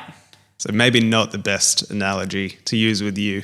Because and I'm so serious about the weight reduction, I even delete the exhaust because not only does it make it lighter, but in some cases it gives me a little more power too. Yeah, right. Interesting. And even if it did lose me a little bit of power, I would still have, kind of reduced the weight a bit anyway. So that does kind of offset the power loss. Yeah, for sure. Interesting. There's even times where this gate, it's really light, but it's got too much drag. Guess what comes off after all the other stuff I take off for weight reduction? The body panels. Because it's like, these are creating drag. Yank. Although I think the headlights tend to go first when it comes to drag, but that's just more the game that I do this kind of stuff in. It just, I think the frame itself doesn't have any drag to it. Right. So the drag values are on the body part. So interesting. So it'd still have drag, but kind of, actually probably worse than drag, ripping off the bodies because it wouldn't be as aerodynamic. But yeah. I guess depends as well. You're pulling it all apart to only have one driver, and you're pulling the chairs and everything out as well. So the aerodynamics would be kind of better. Maybe. I mean, overall, probably not as good, but them not having the windscreen, and then having no back window, that's a large area for the air to flow through freely. Yeah. And if the game would let me, I'd probably whip out the hacksaw and cut the roof off. So obviously... Makeshift convertible. Yes. Like the original aerodynamics would be set for having everything, all the interior and windows intact, whereas taking everything else out, windows and then or the interior, I mean, it might be better, I guess. It's an interesting question. Yeah. Cool. I guess we should really get on to reviewing this thing because I haven't quite finished yet. Yes, for sure. Although the funniest thing is my mate can't do stealth for shit. Right. I could be super stealthy, but most of the time when I do tend to be stealthy, it's my mate who ends up getting caught. Right. And I can be super fucking stealthy by myself. Yeah. You wouldn't even know I'm there, besides the bodies that just start appearing out of nowhere. Right. The other side up there is there's a dead body. There's another one, and another one, and another one. Yeah. We might have an enemy. Yeah. Either that or, you'd be dead before you even realise there's tons of dead bodies. Yeah. It'd just be another one to supply. Yeah, for sure. Cool. Although I love to use my suppressors and subsonic ammo, so you wouldn't even hear me if I was up close anyway. Yeah. Interesting. Although that's the one thing I really like is the new sound mechanic. Mm-hmm. Instead of people being able to hear from across the map if you were to shoot unsuppressed in the older Sniper Elite games like 3 and 4 and such, yeah, and having to rely on the sound masks or using the suppressed ammo in 4, Now the just to model realism, there's only a certain distance they can hear the gunshot from. Right. And the rifles are pretty fucking loud. You can in that audible range without like a suppressor or using subsonic ammo is like 150 meters in some cases. Right. Yeah, okay. Interesting. Which I think is a bit unrealistic because with a rifle you should be able to hear it from a few kilometers away, but that's more, I think, just balancing it. Yeah. Yeah, I was going to say, 150 meters isn't that far. But I guess it depends on the environment as well. But even then, I would think you would be able to hear a rifle pretty clearly from at least, I think I'm a 2-3 kilometre or Ks. two away from multiple shooting ranges, and I can kind of just hear them. Yeah. And especially, I don't obviously... think I hear the rifle range, but I can hear the pistol range, which is about a kilometre away from where I live. Yeah. So I'd think... Even though it's on top of a hill, and I'm sitting lower down on that hill. Wouldn't the sound travel down the hill, though? I mean, it will. Generally, sound does rise, though. But yeah, I would think, especially in a game where you would think that it'd be a nightmare to properly model sound in the game, though. Yeah. But like even... Because you'd go deaf every time you shoot the damn thing. For sure. But I guess even trying to model like the NPC's knowledge of what a gunshot sounds like, so like if the character was, say 2 kilometers away and, and they're very familiar with the sound of a gunshot, you would think that, even though it might be quite faint, they would still have a pretty good idea. Yeah. But yeah, that's interesting. Yeah, and I think someone should be like, okay, I heard a loud bang. Let's go check it out. Yeah, yeah. Or send a scout at first or something, and then if they don't return, probably Or you hear a lot of gunfire. Oh yeah, all that. If you're hearing a lot more gunfire, then something's probably up. Yeah. Hans, should we go check that out, yeah? No, it'd be fine. It's just I'm trying to think of another German name. Insert German name here is just a little too drunk and gun happy. Uh-huh. Oh yeah, you've got the point. It's not worry about that, yeah. Yeah. Let's just go back to beer and sauerkraut, yeah. Yeah, that seems like a good idea, yeah. Nice. So I guess this is going to be more of a comedic episode, eh? Yeah, for sure. I Cool. think I wouldn't want it any other way. Uh-huh. I think that's kind of the best way to, I guess, I guess it does kind of explain the AI in a nutshell. Yeah. In some cases, they get me wrong, they get a bit suspicious when they see their mate next to him get these brains blown out, but they'll look around a bit and it's like, nothing to see here, and then go back to, where he was beforehand. Yeah. Which I just find funny. Yeah, for sure. Because how would you react if you were just like hanging out with your mate and next thing you know, his brain got blown out from like a 303 or a 30-06? Yeah, I definitely don't think I would continue my day as normal. Yeah. It'd be pretty freaked out for sure. Oh, well, didn't you raise some kind of alarm? Oh yeah, definitely. It'd be straight to lockdown procedures and Yeah. not okay, business as usual. Yeah. Hans? Oh, shit. Oh, I guess I'm going to have to get another friend. Yeah. Yeah. I guess it's time to go and have some beer, yeah? Alright, I'm clocking off, yeah? Yeah. It just wanders off. Yeah, pretty much. Oh, God. I think I could do this all day. Uh-huh. Yeah. So overall... I think actually my biggest gripe is that, I said there was like a few missed opportunities, but there's one really big one. Right. Because since it's set in France and that, and around about the same time as D-Day, it would have been interesting to kind of, have a level that was set during the Normandy landings, although it's been done to death. Right. But I think what they could have done with Sniper Elite, when it comes to tackling that, would be a different but really interesting take on D-Day.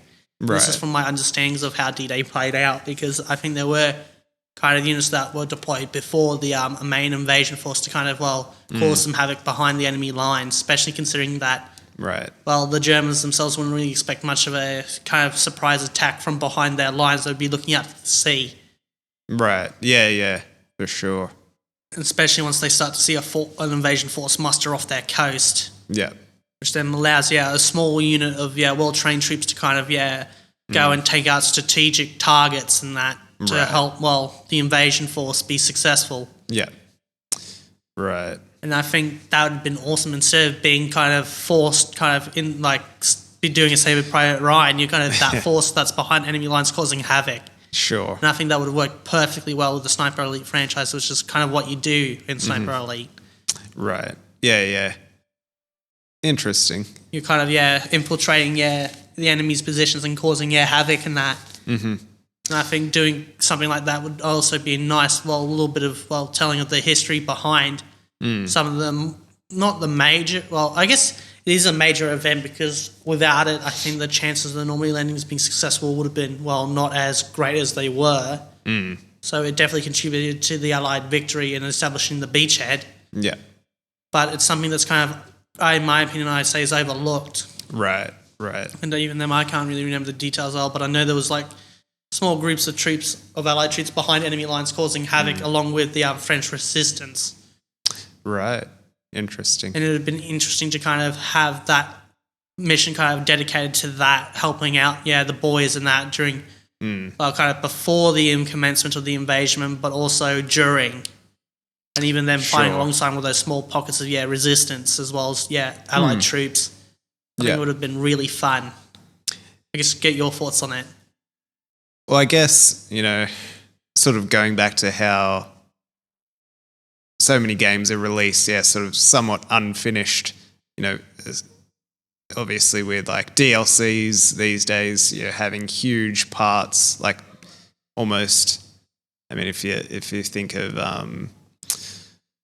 the Elder Scrolls games and stuff like that, where it's the DLCs can have basically its own whole game as a new mission. So I guess the idea would be really cool, maybe later on for some sort of DLC to tackle that same event, but from that alternate perspective. Yeah, and I think it'd be a nice different take instead of doing just a Saving Private Ryan for the bajillionth time. For sure. Although don't get me wrong, that's a pretty good scene. Yeah. I think it's just been done to death. Yeah, for sure. Yeah.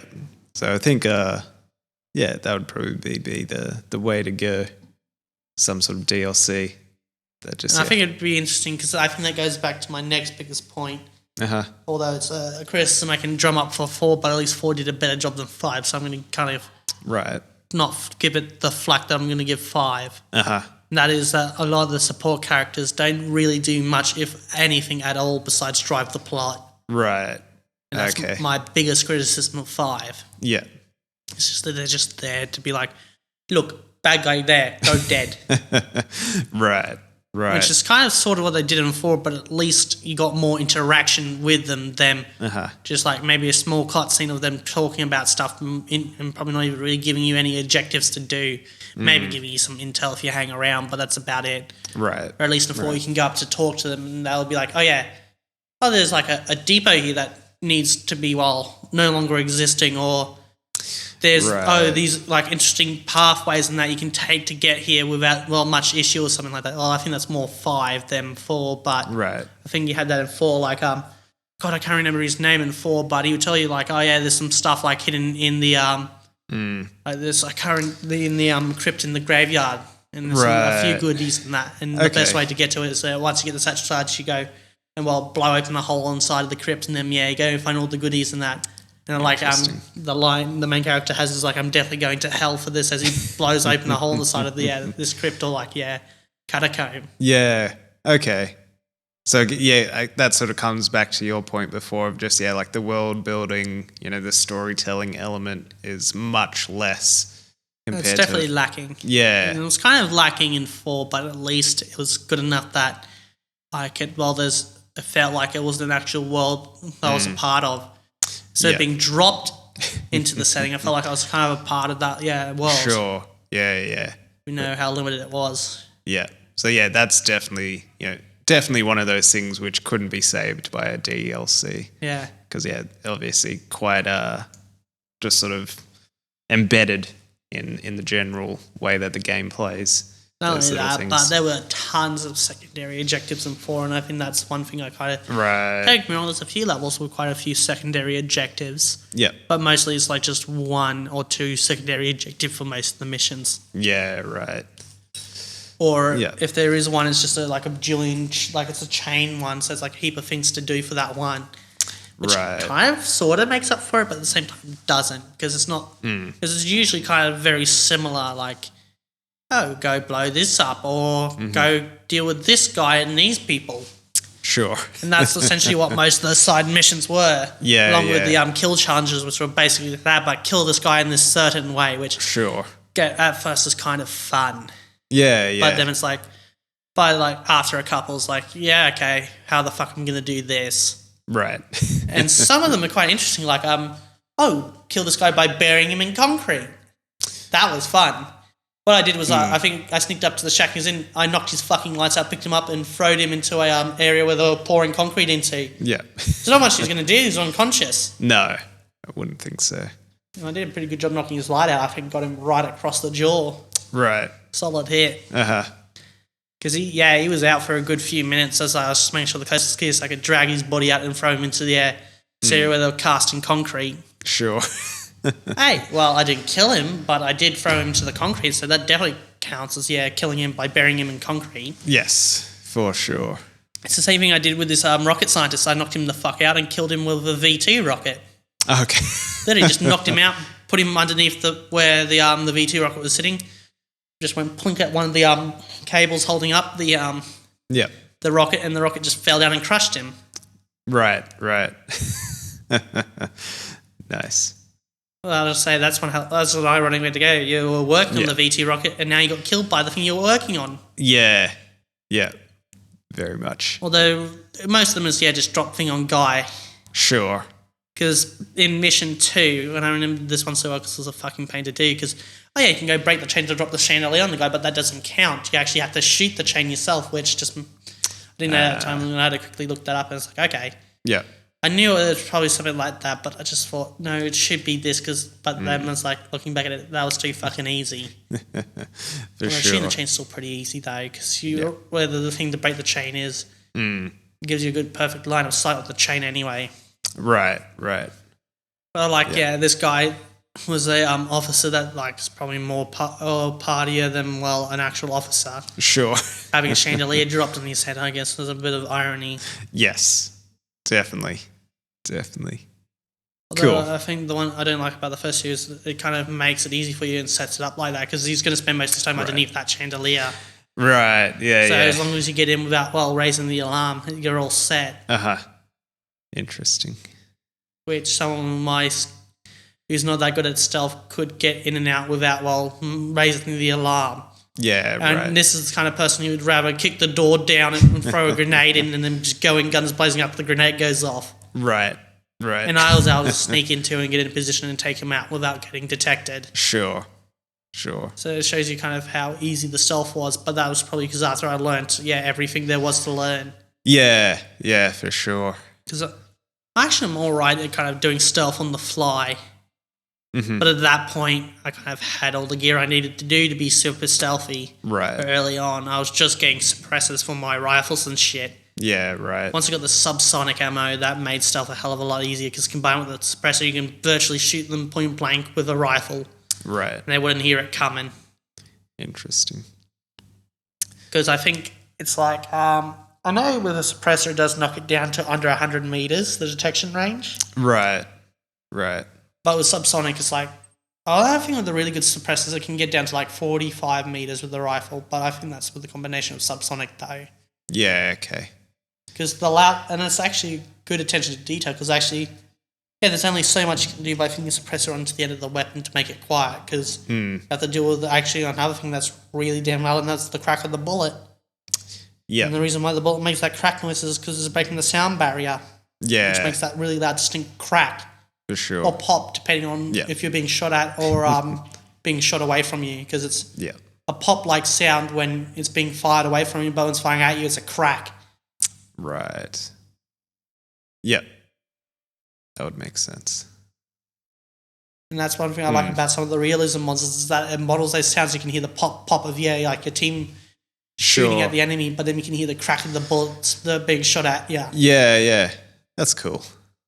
Cool. It's just awesome. I wish more modern games that are supposed to be realistic have stuff like that modeled. Yeah. That's cool. And I think I've got a modded Fallout 4 that sort of causes that. Right. I don't think it works anymore though. Or works properly. Although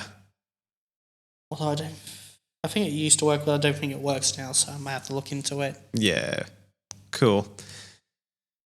All right, we're going to have to start wrapping things up. Really? Yeah. Oh, shit. Time flies. Yeah, I know. Now I haven't wrapped this up. I guess we'll continue on part 2, where we go a bit more into those points. Yeah. 'Cause, again, I really wanted to talk about those. So I guess if you're like an animal lover or a member of Peaky, you may not want to tune into the next episode.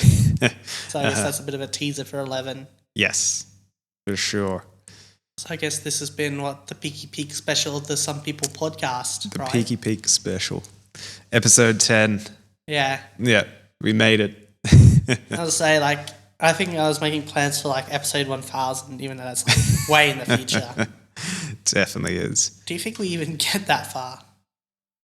Not anytime soon, but one day. At this rate. Yeah.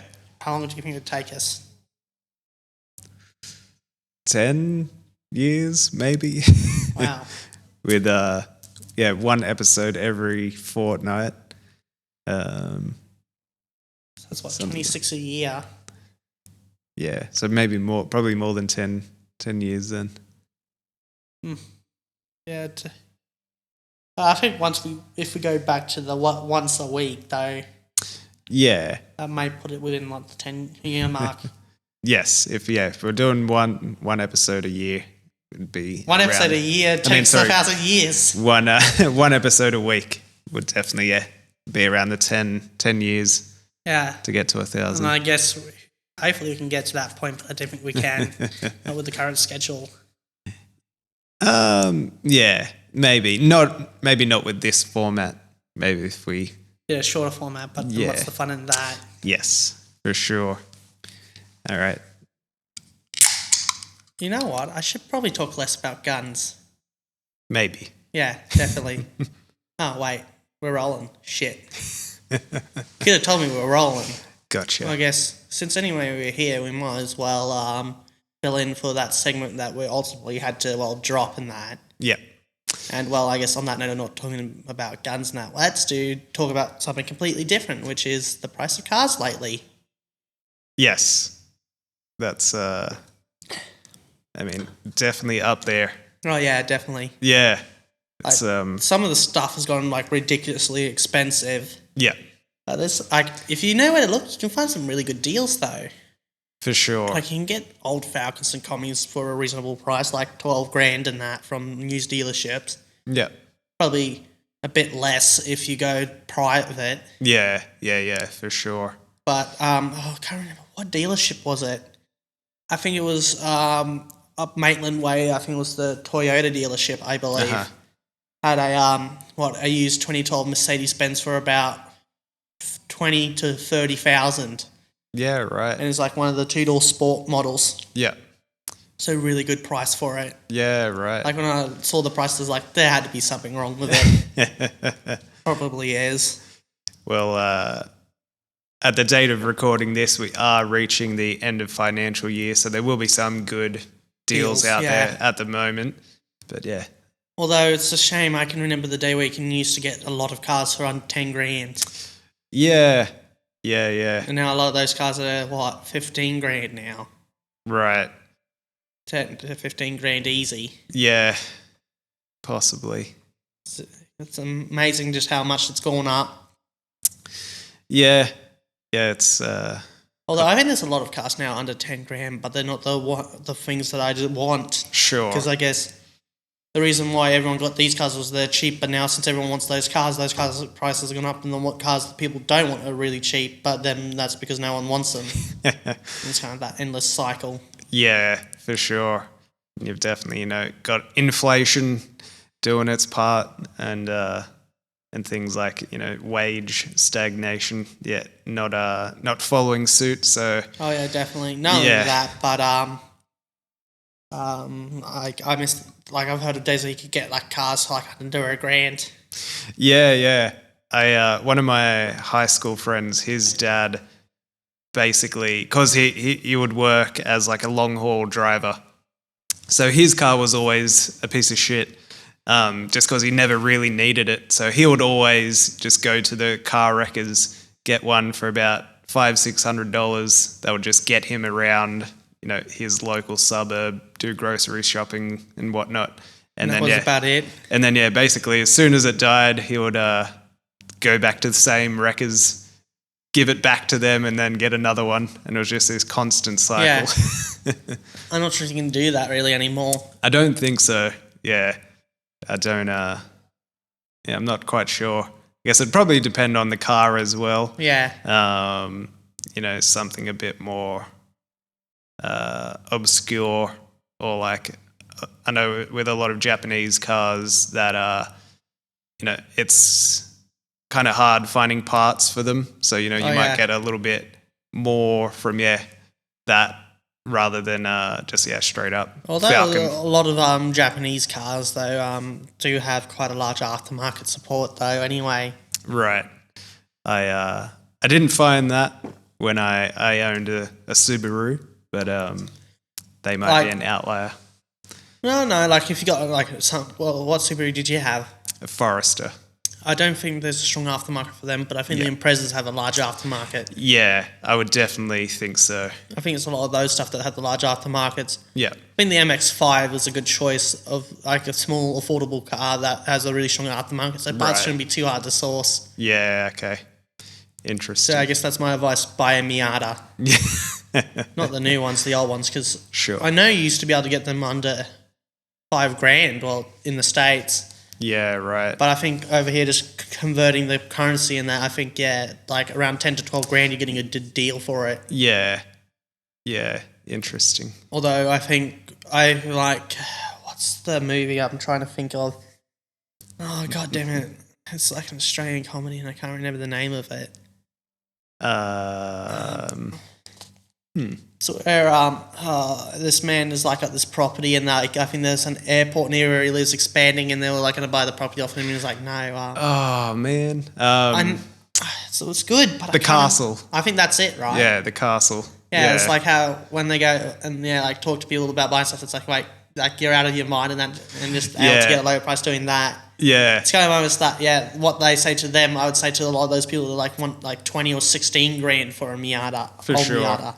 Yeah, the little catchphase is tell him he's dreaming. So there was like I think the son is like reading a newspaper. He's like, Dad, this guy's trying to sell whatever car for like 20 grand, and he goes, what? Tell him he's dreaming. Because it's obviously way overpriced. Yeah. But But good, then good film. that's a good way of like kind of getting them to come down a bit on the price. For sure. Yeah. If you're a good haggler, you can definitely get pretty far in the auto trade. Actually, I think, we've gone to various op shops and that. I think I'm working on my haggling skill a little bit. Yeah. Cool. Like, I think I got a really good deal for like a box, a crappy, like crap, bloody fucking Tanto thing and a steering wheel. Good price on those as well as a lighter that just can't keep its fluid. Won't keep its gas. It's a gas one. Sure. Yeah.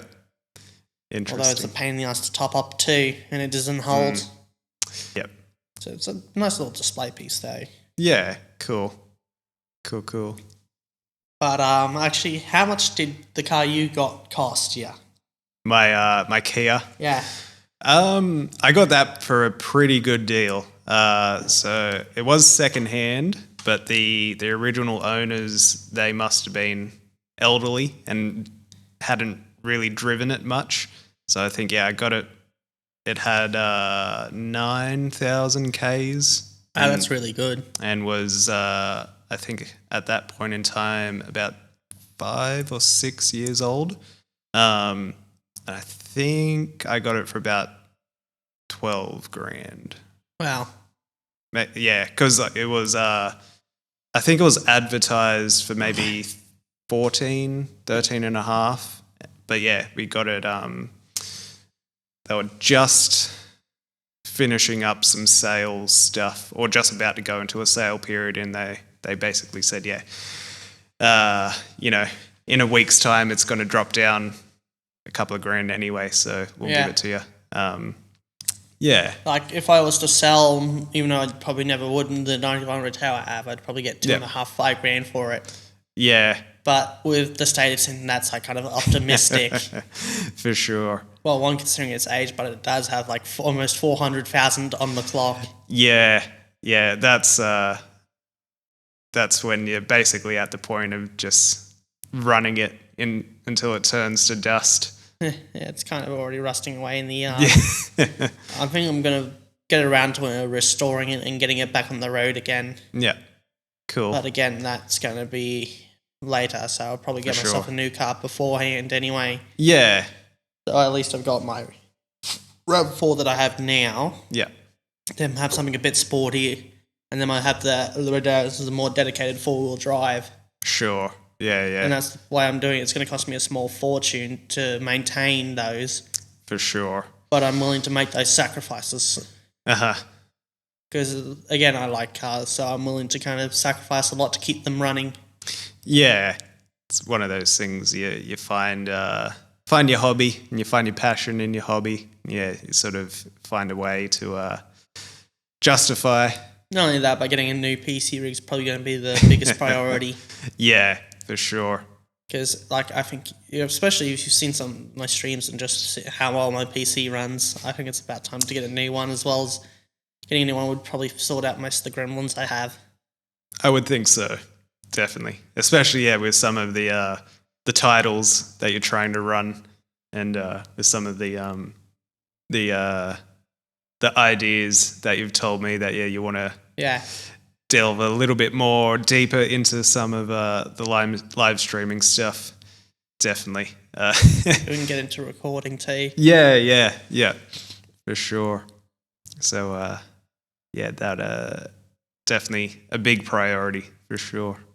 Well, I guess I did kind of bring up the fact that we're doing this to kind of fill in that segment that we did drop, and hopefully if I keep my word about it, because I think I did mention in that segment that, like, if it was to get cut out, we would put it up on Patreon. Yeah.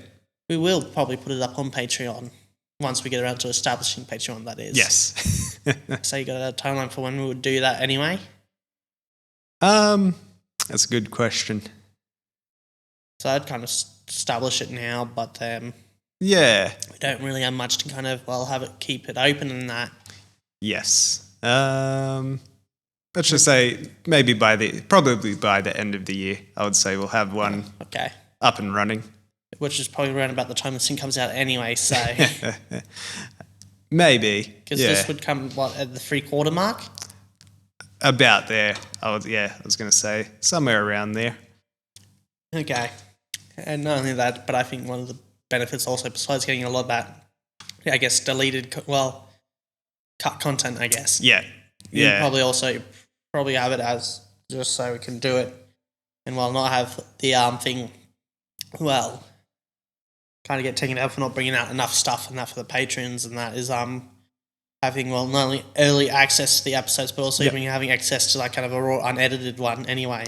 Yeah, that's the one who probably also would have like the content that would that would get cut from it in it and that.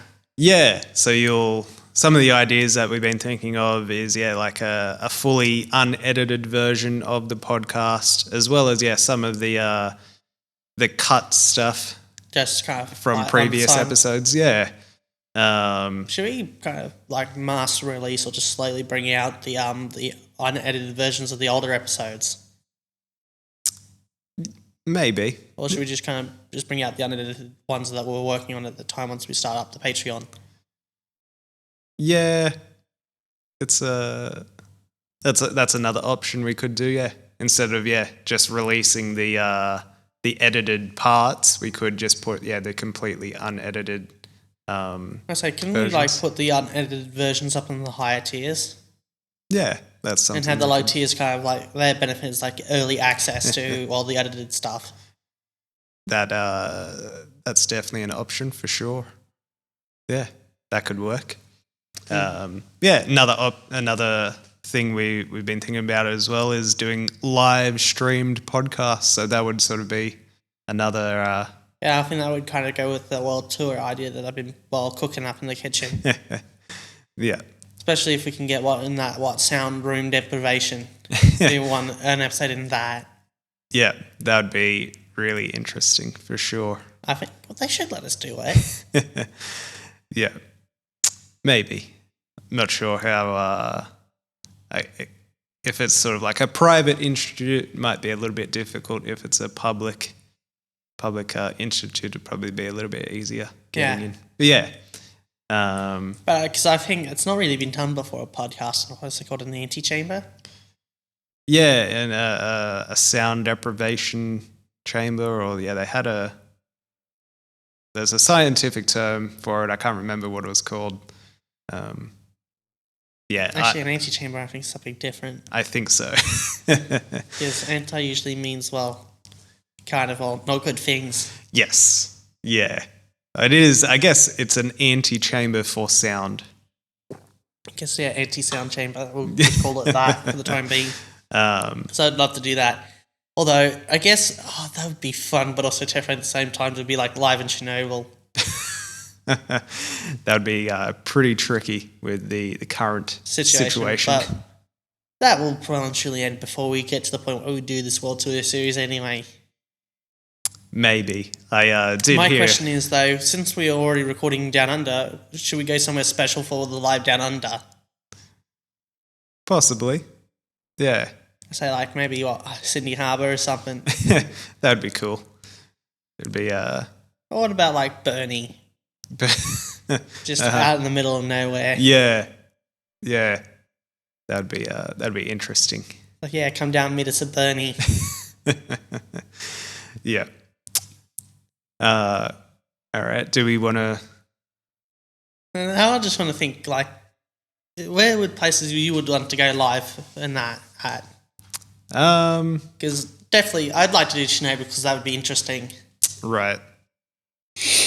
Can't see going to Moscow and doing like one that's like just entirely focused around the Soviet people. Right. Yeah. And that'd be fun, kind of having a theme that's relevant to the area we're live in. For sure.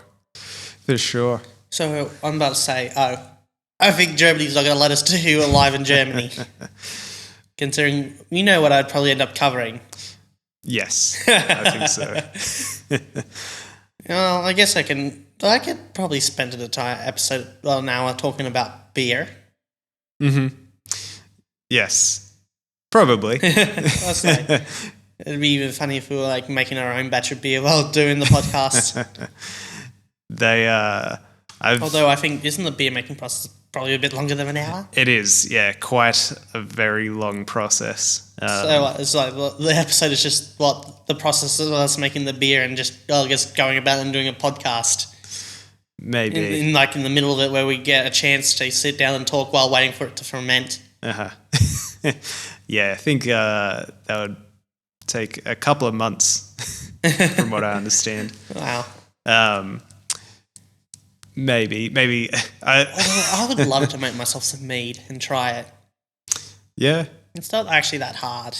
Fermenting honey, I believe it is, yeah. Yeah, pretty much. That would be pretty cool. Where would I like to go?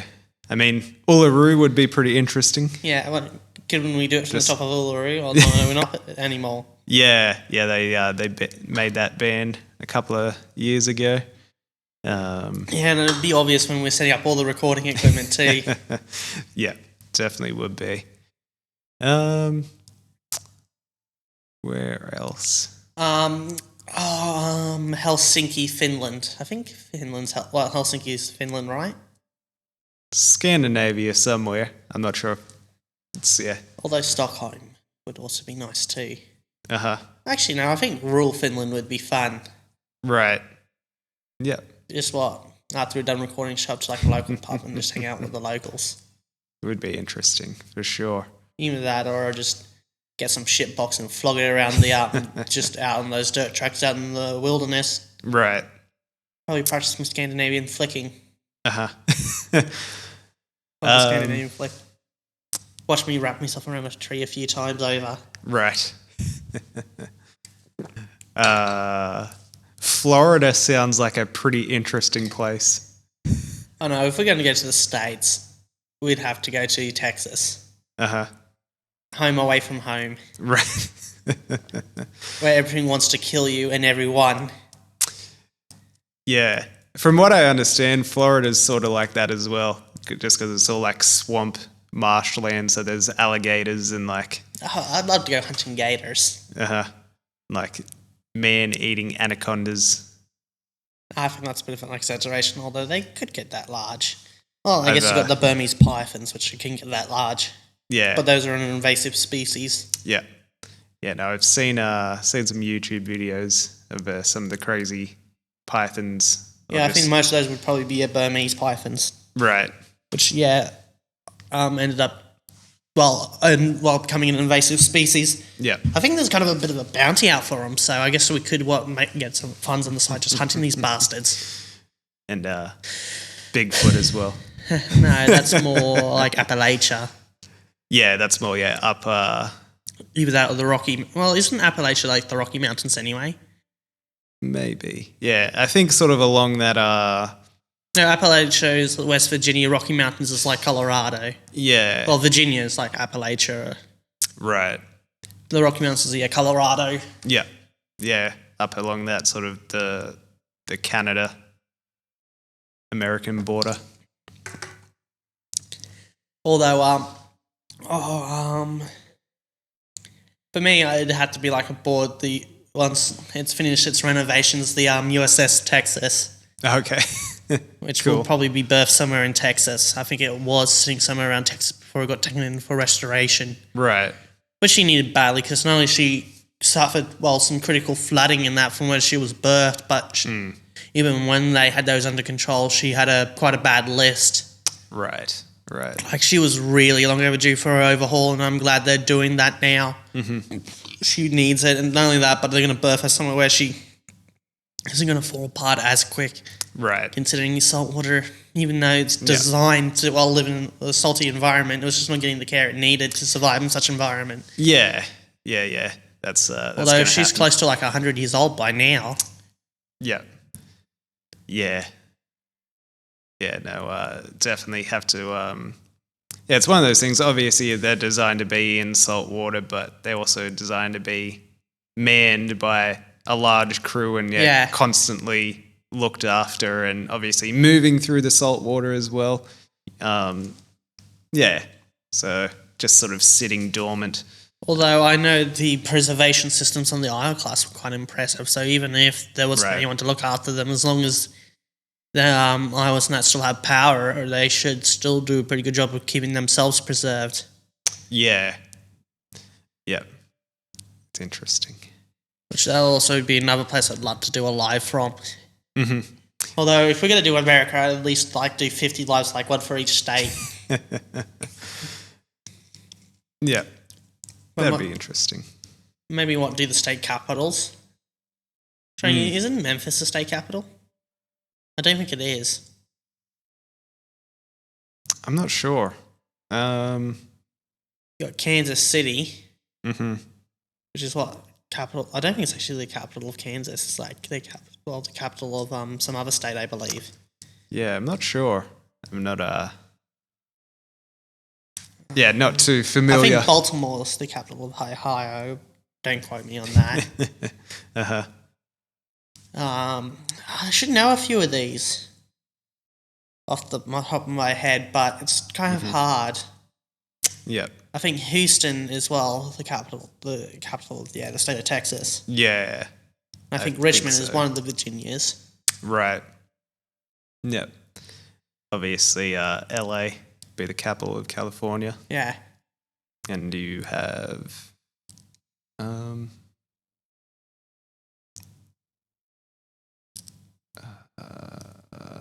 can't remember now what I was going to say. Although it'd be fun kind of not only... Although if we're going to do the state by state, shouldn't we kind of talk about, well, not only the history of the state, but some of the, stuff that's kind of, popular in the state and, like, some of the traditions of that state. So I guess we'd just, be hanging out with some people and that. Mm-hmm. Yeah. That'd be the sort of thing to do, for sure. Oh, it's going to be interesting once we get to the south, because Southern hospitality is going to be fun. For sure. Well, that would be fun to get some... actually, it'd be fun to get some of my favourite YouTubers onto the podcast. It'd be interesting. Mm-hmm. I think one name that I'd love to have would be Hickok45. Right. Which is a YouTuber that comes with firearms, so I don't think that's going to be a good combination. Yes. A guy that does a YouTube channel about firearms and my love of firearms. Uh-huh. That's going to be interesting. A lot of fangirling for sure. Oh, no, I think I'd probably just be silent. I'm like, oh my God, he's in this room. Like, yeah, I'm literally hanging out with, Hickok45 right here. Right. I think I'd be somewhere between fangirling and being like, holy shit, is this actually happening? For sure. Not only that, but Matt from Demolition Rants, which... Right. That would also be fun, especially if we can actually go out and, like, do some dumb shit. Right. Which is kind of the biggest draw to his channel, is him being like, like how bulletproof is like a bulletproof vest from Wish and that. Right. Which apparently not that bulletproof, and not even as bulletproof as they say it is. Yeah, I wouldn't think so. Wish is a cancer. I don't remember it being that bad, but I never really got anything from there. Yeah, it's not great. It's a sort of thing where you definitely get what you ordered, but it is nothing like what it should be. Yeah. Yeah. It's not great. And at least if I was to say, get a Soviet watch, because if you get like a proper Soviet Soviet era watch and that, it's going to outlast you. Like I think there was an example where there was a failure, a rocket that went horribly wrong when it launched. The guy got absolutely melted. His metals got melted, yet his watch was still intact and still working, even though he was literally like at most like almost right up against the rocket when it fired, and had that issue. Yeah, right. Wow. Well, it actually had a premature launch because of a malfunction. Right, but the watch still survived. It was like, it reminds me of the story of the Game Boy that still worked after being caught in a bomb blast. Yeah, I've heard of that. That is fucking awesome. And every Nokia. Yeah. Pre-2005. Yeah, like, have you seen that meme where like they replace the brake pads with the Nokias, and then the whole the car stops so hard the back end lifts off the ground and shit? I haven't seen that. I'll have to show you real quick, and we may have to put it up for the audience too. Yeah. Give me 2 seconds. For sure. Although I think we've done more than enough. Oh wait, I have to show you this. Yeah. Yeah, it's like, oh yeah, another funny thing. I'm not sure if I showed. Yeah, I don't know where I find half this stuff. Some good memes. You'll definitely have to add those to the video. Yeah, definitely. Oh god, I'm trying to think. Where is it? I'm trying to remember what I was looking for anyway. The Nokia breakdown. Oh yeah. Oh okay. Yeah. Now I just got to remember what it's going to be saved to, but at least now I know timeline-wise what to look for. Yeah. I think it was under Twitter. No, it wouldn't be under Twitter. I don't think I've got it saved anyway. I should. But yeah, those old Game Boys are amazing. Still got my Game Boy Color at home. Sweet. Going strong. Yeah, I sold my DSi, and I kind of regret it. I really kind of needed the money at the time. Right. Right. I was just like, we could put some of this stuff up here, but I was looking and it's like, no. We're getting deep shit. Well, half of this shit. Right. Where the fuck is it? I know I sent it to me mate, so I should have it somewhere. Right. Actually, I'm gonna have to pull it up on the thing from me mate. Mm-hmm. I'll just download it to my phone and then just... Oh, it'd help if I had that on. Give it a few minutes because now it's going to need to reboot everything. Right. That's what I bloody hate. Oh, yep. Wait, did I save this? I'll just download this. Share, save. Oh, it's going to be here somewhere. It had to be recent. Wait, did I check there? This is my fault process of finding stuff. No. Oh, there. Of course. I just tried to scroll for... I knew I was right the first time. Yeah. And apparently the Nokia's still intact. Crazy. Well, it wouldn't surprise me if it's still intact. Mm-hmm. Yeah. I think if you had to put the Nokia in the back, it would just... You wouldn't even need the touch brakes for it to stop. You just need to think about braking and it would come straight to a stop. Yeah, for sure. So I guess we might as well hand it over to our past selves to, I guess, wrap up the episode. Yeah. Well, So I guess good luck with it. So yeah, this, I have to say, this has been, the Peak special of the Some People podcast. Yeah. Been lots of fun. A very different one. I was thinking for a joke, although we've kind of already got that episode out with the one with the Soviet ASMR. I was thinking of like, instead of being the Some People podcast, it's like the Soviet People podcast. That would have been funny to do just for once, but I think we may do that for an April Fool's. Yeah, that would be cool. Or late April Fool's, because it'd be like 5 weeks after. Yes. Yeah. Something like that. So I guess look forward to that. For sure. My question is, how good of a Russian accent can you do? Oh, I'm not sure. I haven't Yeah, like really practiced one. Yeah, give it a shot. It's like we've only got a few minutes anyway. We're wrapping this up. We'll cut it out if it's horrible. We'll may keep it in just for the cringe factor. Come on, it's not that hard. Although this one's pretty shit. No. I can't think of...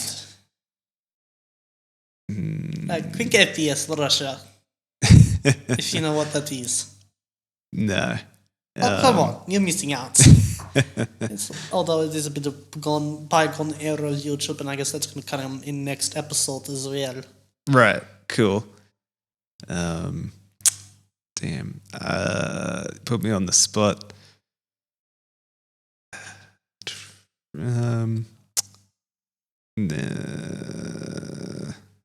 At least I give it a try, even though I fuck up trying to do accent most times.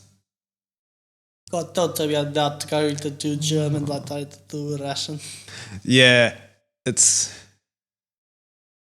hard thinking of not slipping between like Russian, German, Scandinavian, because there's like a lot of similarities, but yeah. Irish though, that's the easy. Well, actually, I have a hard time with Irish. Irish. Yeah, top of the morning to ya. All right, I'll try and do some sort of Russian thing. What's hello, comrade? Oh yeah, hello, comrade. Kind of got a sort of Almost. Yeah, gonna have a very strong emphasis on the D. Yeah, it is. Yeah, a lot of. Yeah, getting the pacing of the